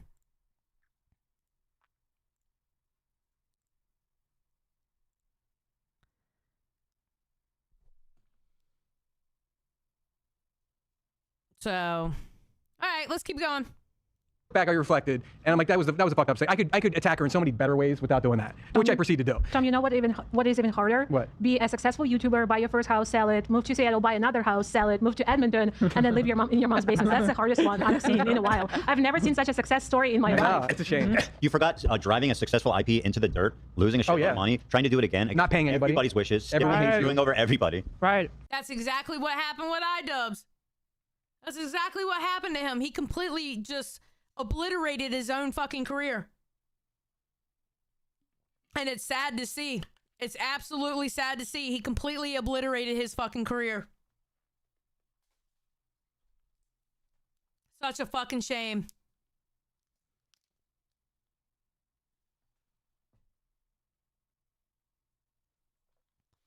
Xylee, Nightmare, or Zay should have been the ones talking to Rosen. Zay is talking to him today. It's going to be at 4 o'clock. What are you talking about, Kaidik? That's who it is. Nerds is going to be doing the interview at 4.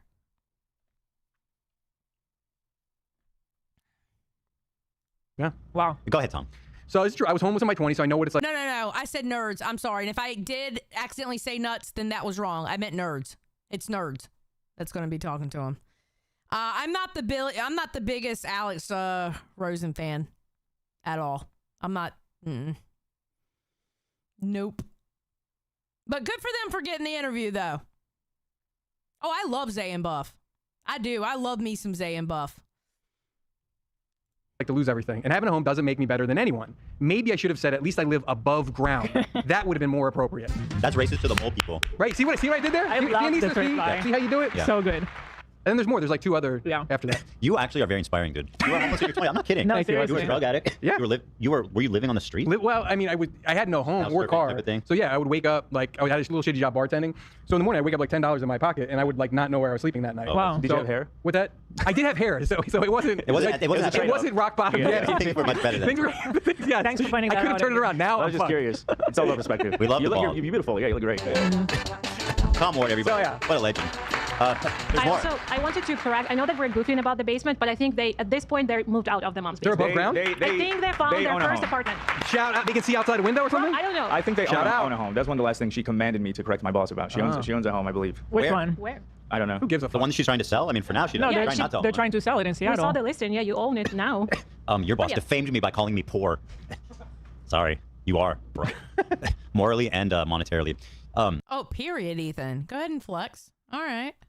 Go ahead, part 2, Tom. Second, I apologize, Galia, because I spelled your name incorrectly, which I always you do. did. Is that right? You spelled No, it that's right. the right. Oh, okay. All right, just make sure. Anisa, stop. This pissed me off. Stop attacking Galia. She's on the show once, maybe every 3 months, and she didn't sign up for this. I did, so feel free to attack me as much as you like, but leave Galia alone. Finally, I'm sure a lot of people don't like me, which is true. No, it's not. But a lot more do, and here's why. I've been in business my whole life, and I've always treated people I interact with respect. I negotiate fair deals for both parties. I don't take advantage of people.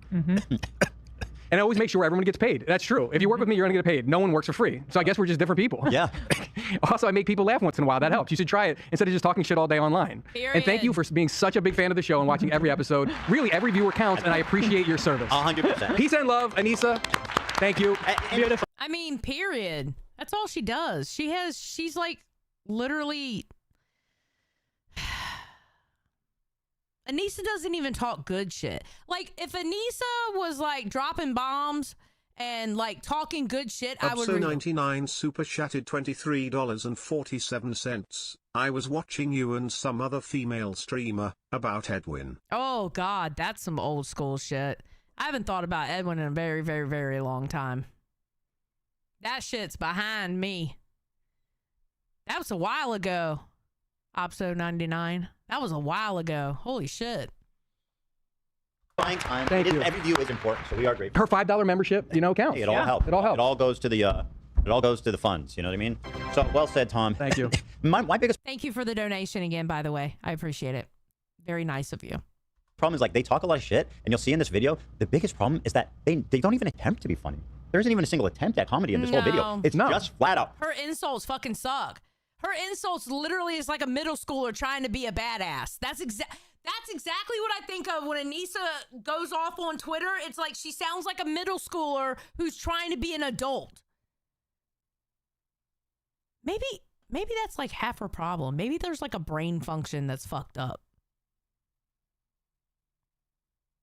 Ubso99 super chatted $23.47. No problem. Awesome. Thank you. Boring. Like if you are a Idubbbz fan, and I don't think there's many, the people that are there are just like the snarking community, and you can tell when he goes live to 100 people. He's under 100. I mean, we'll see what it goes down to after he gave it a big plug in this video. But smelling my breath. I can smell it through the fucking. I want to say they may not live in a basement, but spiritually, they will always live in a basement in my heart. Shout out. They are stuck there.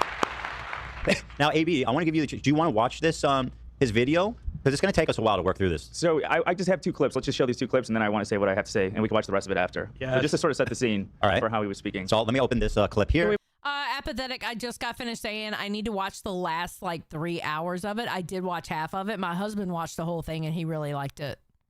I have to watch. I need to go back and watch like the last 3 hours of it.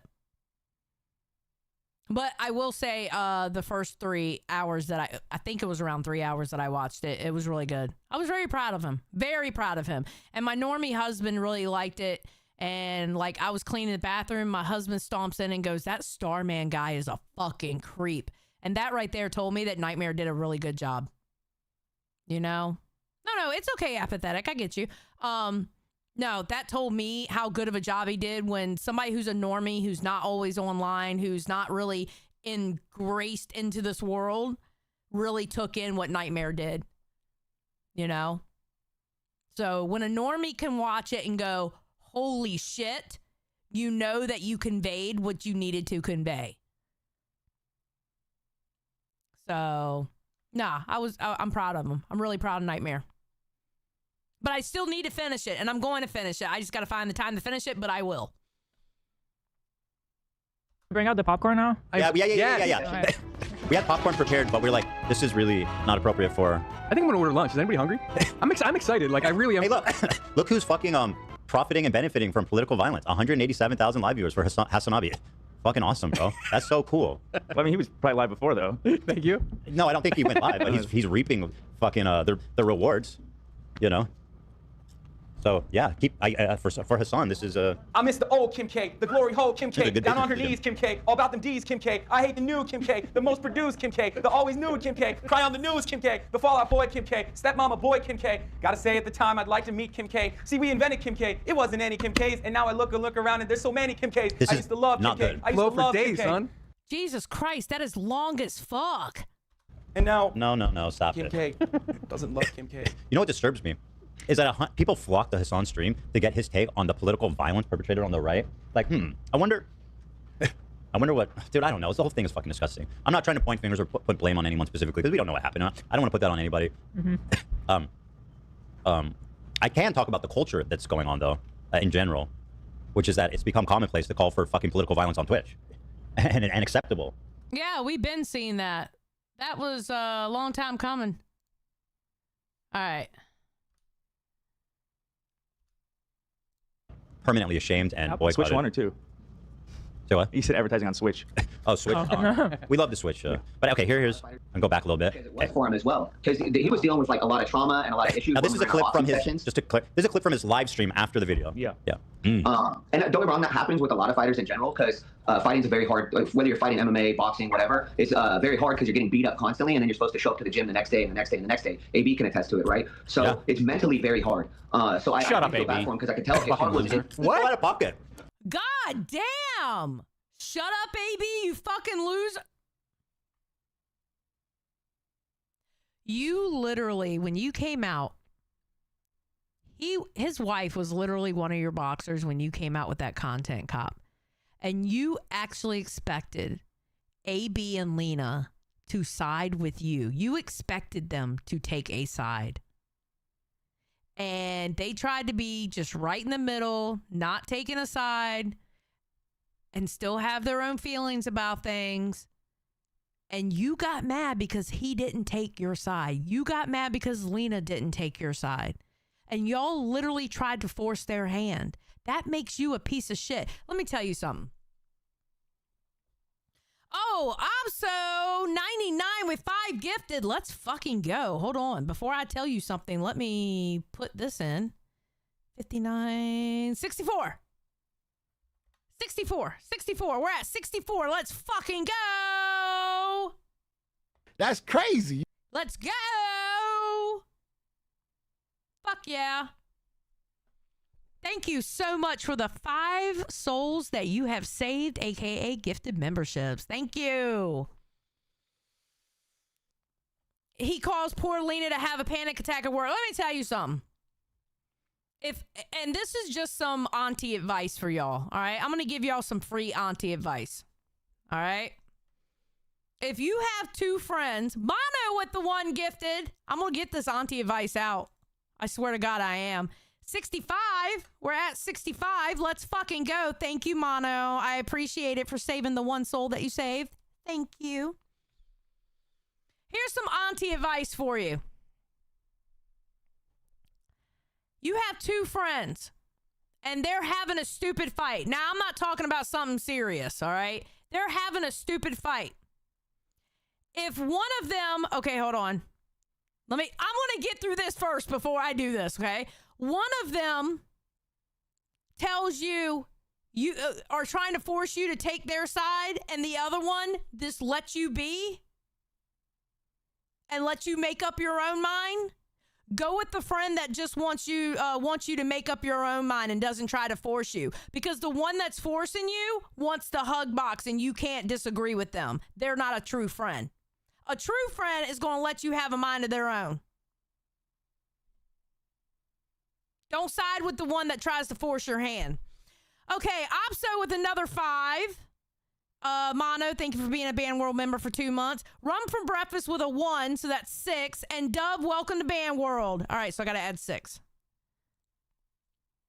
Oh my God, you're going to make me do math. All right, 6, 65, 6, 5 would be 70, 71. Okay, let's go. I can do math. Let's fucking go. I can do math. Hell yeah, thank you very much. Seriously. Go with the friend that doesn't hold it against you how you feel about the situation. Do not go with the friend that tries to force your hand into picking a side. Because that's the friend that's not your true friend. They just want a hug box. I'm telling you. Don't fall for shit like that. Yeah, that friend that's letting you make up your own mind is doing it because they weak and playing reverse psychology. No, that's not true. I have friends that don't like each other, and I'm not picking a side on their fight either. I refuse. I absolutely refuse to pick a side in their fight because I think their fight is fucking stupid. You know what I tell both of them? Your fight is fucking stupid, and I am having no parts of it. I love you both, but fuck you. You ain't getting to me in the middle of this bullshit because I'll call both of your asses out. I don't give a fuck. I'm one of those friends. I'm one of those friends that if you're fucking up, I'm going to tell you you're fucking up. Just like I expect my friends to do. I expect my friends to tell me when I'm fucking up. 100%. My best friend Skip, when I'm fucking up, she'll tell me quick and in a hurry. She'll be like, literally in my DMs, bitch, you fucking up. What the fuck are you doing? Also, thank you for the 5 more. Thank you so much. Let me go ahead and put those in because I will forget. 71, that'll be 76. Let's go, bro. We're almost at 100 out of the 150. All right, I told y'all, once we hit that 150, I'll do the goth makeup one. And then when I go to set the goth makeup one, okay, we're going to set up the terms and conditions. Like, for example, when I go to do the goth makeup one, do y'all want me to do the goth makeup live on air, or do you want me to come on air with the goth makeup already on? See, we have to come up with the terms and conditions for this. Okay? So once we get done with this goal, and I go to set the next goal, I'll set the next goal for goth makeup, and we'll settle on the terms and conditions for it. Okay? No, not a week. I am not doing a week. No, fuck you, Snout. Fuck you, Snout. Fuck you, Snout. Fuck you, Snout. I'm not doing a week. I'm not doing a week. Yeah, so that's what I'll do, So I'll put up a poll and see how y'all want me to do it. So... Run for Breakfast says Sweet Tea's going to donate all 150 for that one. I don't know how. You know what? I'm going to be honest. I might do 200 for that goal because you're asking me to put on shit that I don't fucking wear. I'm going to have to literally go out and buy the fucking makeup.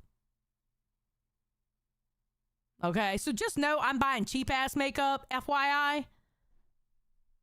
I'm going to have to get a hold of Zay and go, Zay, what kind of makeup do I need for goth makeup?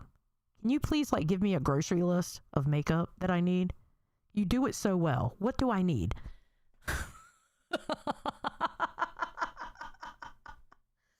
Can you go to Ulta? Can you imagine me?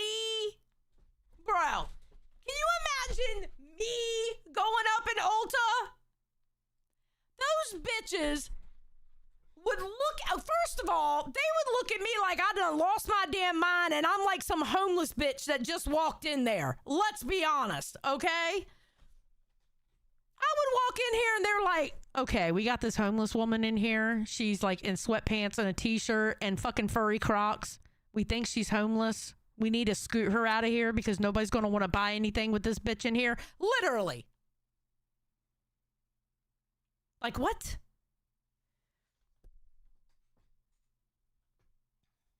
What?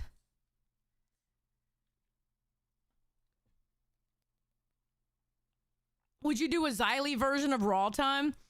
I don't know how to do the Raw Time thing. I don't understand it. I'm going to be kind of honest. Like, I know what it is, but I don't understand it to do it. I know that sounds retarded, and I'm really not trying to sound retarded, but I don't know how else to say it. I don't know if I could pull that off. Okay, Marlican said, Ulta's a little less judgmental in my experience. Sephora is the place where they will judge you hard. I ain't walking into no goddamn Sephora. I've watched enough James Charles. I've watched enough beauty drama influencer bullshit to know I am not walking in no goddamn Sephora. I'll be damned. Gee, I'd probably blow up in flames if I walked in a fucking Sephora. Let's be honest. No, I'll just get in contact with Zay and go, Zay, I got a really stupid question for you. What makeup do I have to buy?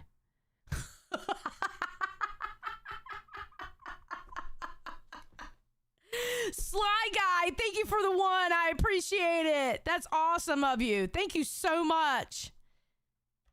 77 out of the 150. Let's go. Opso99 says, swatch some makeup first. Yeah, no, I would. But like, I'm going to be honest with you. Even when I did wear makeup, when I was younger and I would put on eyeshadow, I have never, and I can honestly tell you this. I have never worn powder on my face. I tried it one time. I didn't like it on my face. I just felt weird. I have never, ever wore foundation. Ever. Foundation has never touched my skin. I have never worn bronzer. I have never worn any of that shit. You know? I have never done any of that shit, ever.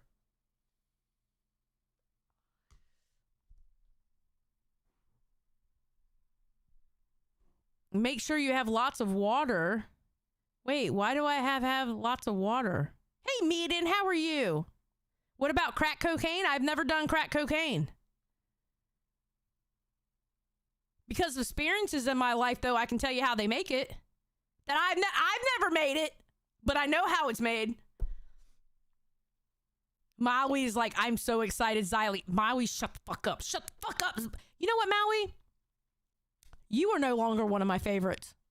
This is your fucking fault. You know what? I'm going full screen for this. I'm going full screen for this because you know what? You're getting the disappointed auntie talk. Maui, I am completely and utterly disappointed in you because this is your fucking fault. And I don't fucking appreciate it. Okay? I try to sit here and do my commentary shit and you're talking about wanting me in goth makeup and shit. Rude. Very, very rude.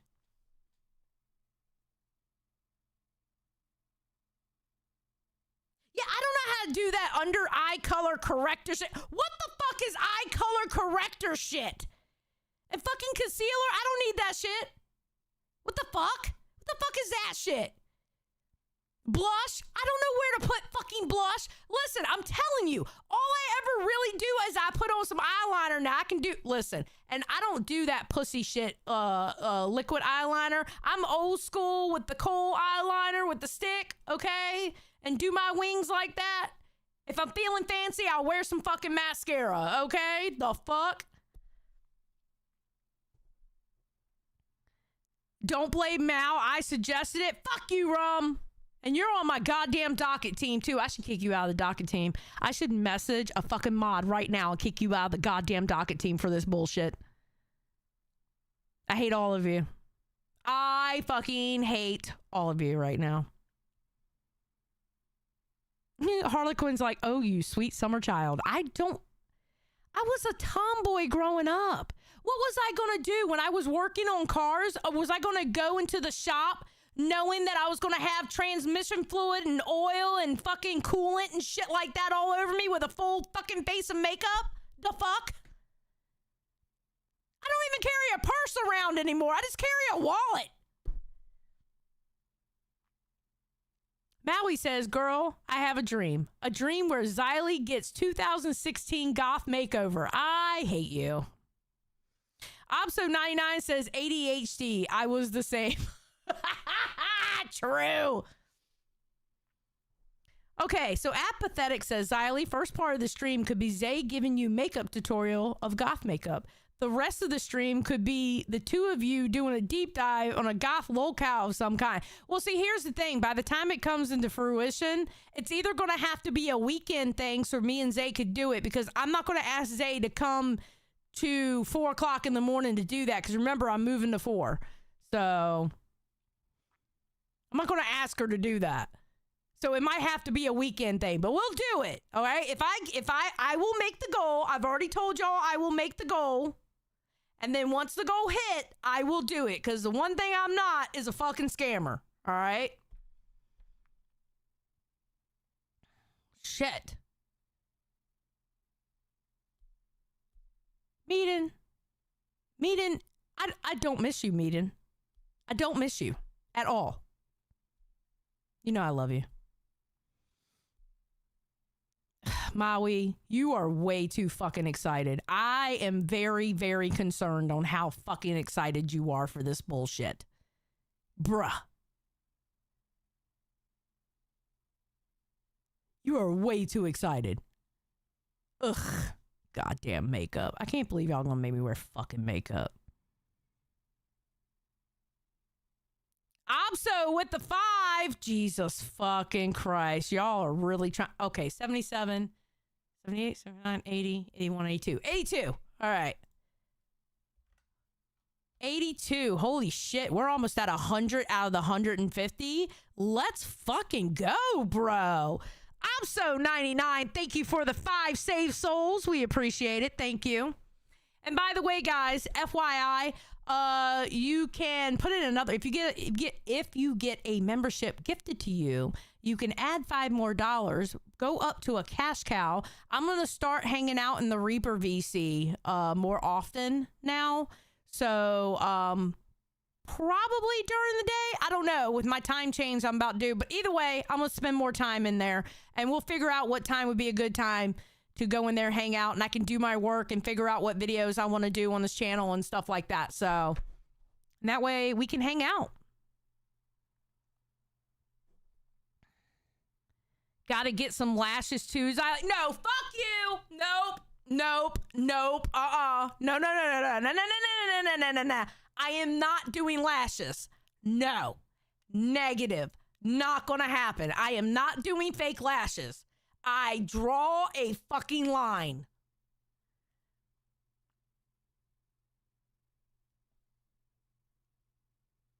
I draw a line at fake lashes. That is not happening. God damn it.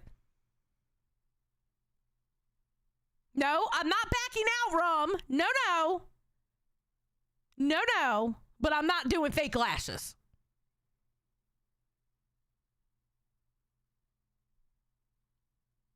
Meaden, I don't know what you're talking about. Pack of Misfits, I don't give a shit what you upvote. I am not doing goddamn lashes. Okay, Harlequin's like, I'll back her on that one. Fake lashes suck. That's why I get extensions. Yeah, and I'm not paying for no fucking extensions.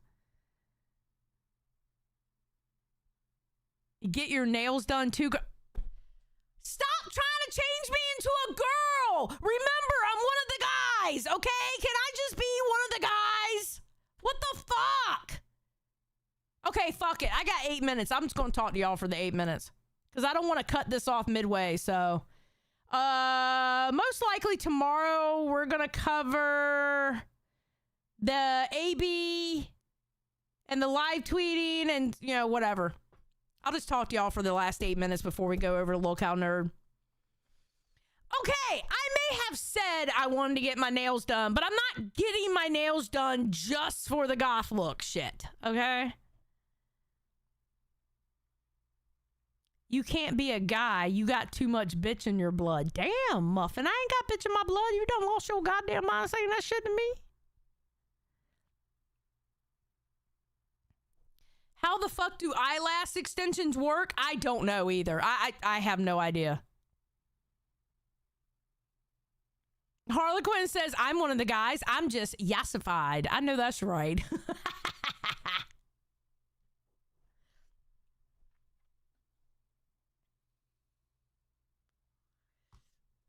I'm not a girly girl. I'm a tomboy. I was always a tomboy. Can you imagine Xylee trying to clean with long coffin-shaped nails? Bruh. You'd be surprised. I used to have nails that were like, that would go out to like to here. Until I tried to stop somebody from stealing 3 cartons of Newport cigarettes. I went to go grab the bag, and this nail, I had just gotten my nails done the day before. This nail halfway came up there. This one broke in half. I had to have my nails surgically removed out of my hand. It was so fucking bad. All because somebody was trying to steal 3 cartons of Newports, and I went after their ass. And ever since then, I never got my nails done again. That was the last time I got my nails done. And it was literally, I got them done the day before. The next day, after getting them done, somebody tried to steal 3 cartons of Newport cigarettes, and I chased their ass. And I grabbed the bag and went down, and somehow between him trying to hit me with like something, I don't remember what it was, but he had something where he tried to hit me. I go down, I look down at my hand, and this one was halfway up. This one was like up and like moved up that way, and this one was like cracked down the middle and split. Literally, they pulled the nails out of my fingers. It was bad. It hurt like a motherfucker. And then at the doctor's, right, the one doctor was like, okay, we're going to let them grow out. So they just cut it short and had my hand bandaged. And then I went for a checkup, right? And it was another doctor. That doctor decided, we're going to pull these nails. So they put the needles in my fingers, and they went to go pull the nails, and I'm screaming to high heaven where the nurses at the desk were crying for me because I sound so fucking pitiful. And the bitch ass nurse who I'm screaming, she's standing beside me, and she goes, you're not feeling pain, you're feeling pressure. I was like, fuck you, bitch. This is fucking pain. Are you kidding me? How the fuck are you going to tell me if I'm feeling pain or not? That shit was literally torture. Literally torture. It hurt like a motherfucker. I never felt pain like that in my life. Medley says, on my break at work, Xyliarchy supremacy. Thank you, Medley. I appreciate you. No, Harlequin. They pulled my real nails out. They pulled my real nail. Like the nail I have right here. They pulled that nail out of my fingers. That's what they pulled. They pulled my real nails out.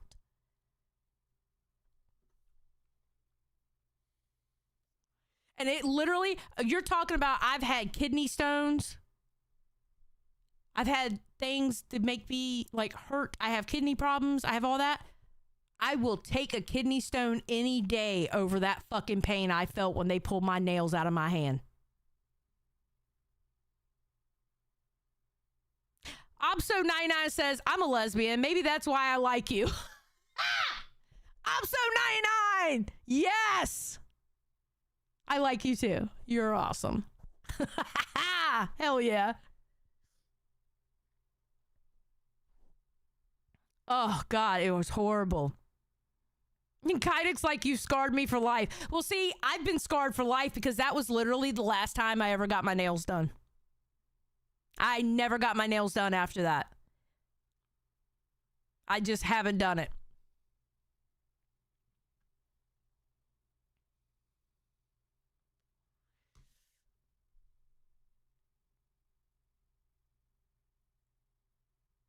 Yes, Rick. Yes. I mean, pulling out somebody's nails is literally something they do to torture someone. Xylee's a victim of torture, yes. And that bitch had the audacity to tell me you're not feeling pain, you're just feeling pressure. I'm like, fuck you, bitch. This is not pressure. This is pure fucking pain. Fuck off. I cussed her out up and down. The whole time the doctor's pulling my nail, I looked right at that bitch right in her fucking face and was cussing her out as she's trying to tell me I didn't feel any fucking pain. It's like those shots didn't do shit. Fuck that. I did. I cussed her ass out, bruh.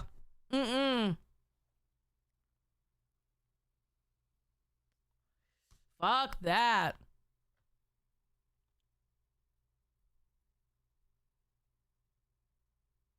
Bruh. Never again. But yeah, no, I've been thinking about getting my nails done again. I don't know. I've been thinking about it lately. I said something about it on Rewind. I don't know. I'm thinking about it. I mean, listen, do I have the ability to get girly? Yes. Fun fact about me, although you wouldn't know it, I love wearing heels. I do. I love wearing heels, especially boots with heels. I love wearing heels. I just don't go anywhere to dress up. I'm not one of these bitches I'm not going to dress up to live stream. What is the point in dressing up for live streaming? I'm not going to do it unless I particularly have to because it's a special occasion. I'm not going to dress up. You know? But like when I go to Boogie's wedding, when I go to Keem's wedding, y'all are going to see a Xylee that you never thought you were going to see before. Like full on dress, heels, makeup, hair did, everything. Because it's a special occasion. You know? I'm going to dress up for a special occasion. You know, because that's respectful. That's a respectful thing that you do. You know? I'll go out and buy a dress, one for each occasion. You know what I mean? Yeah. I mean, I'm going to respect somebody's wedding that way. Oh, yeah, no, I would get nails done for the wedding. I would do all that. Or even if I had to grow out my own nails and paint them, I would go all out for a wedding, 100%. 100%. It's a respectful thing to do, you know? You're there at a nice event and, you know, celebrating two people coming together. Of course, you dress up for something like that. I ain't doing that shit for a fucking live stream and coming up here to talk shit. Why am I going to dress up to come up here and talk shit? Okay, to be fair, I didn't think I was going to be at the Glammy wedding because at the time when they told us when the Glammy wedding was going to be, I thought Glammy was getting married that Friday and I thought I was already going to be gone and at the airport when the Glammy wedding was supposed to happen, technically. All right, it's 4:01.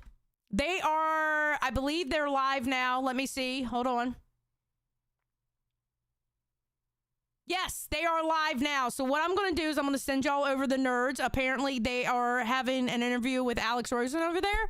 So make sure you go over there and show love. Thank you for the donations. Thank you for the memberships. We got 32 new members today.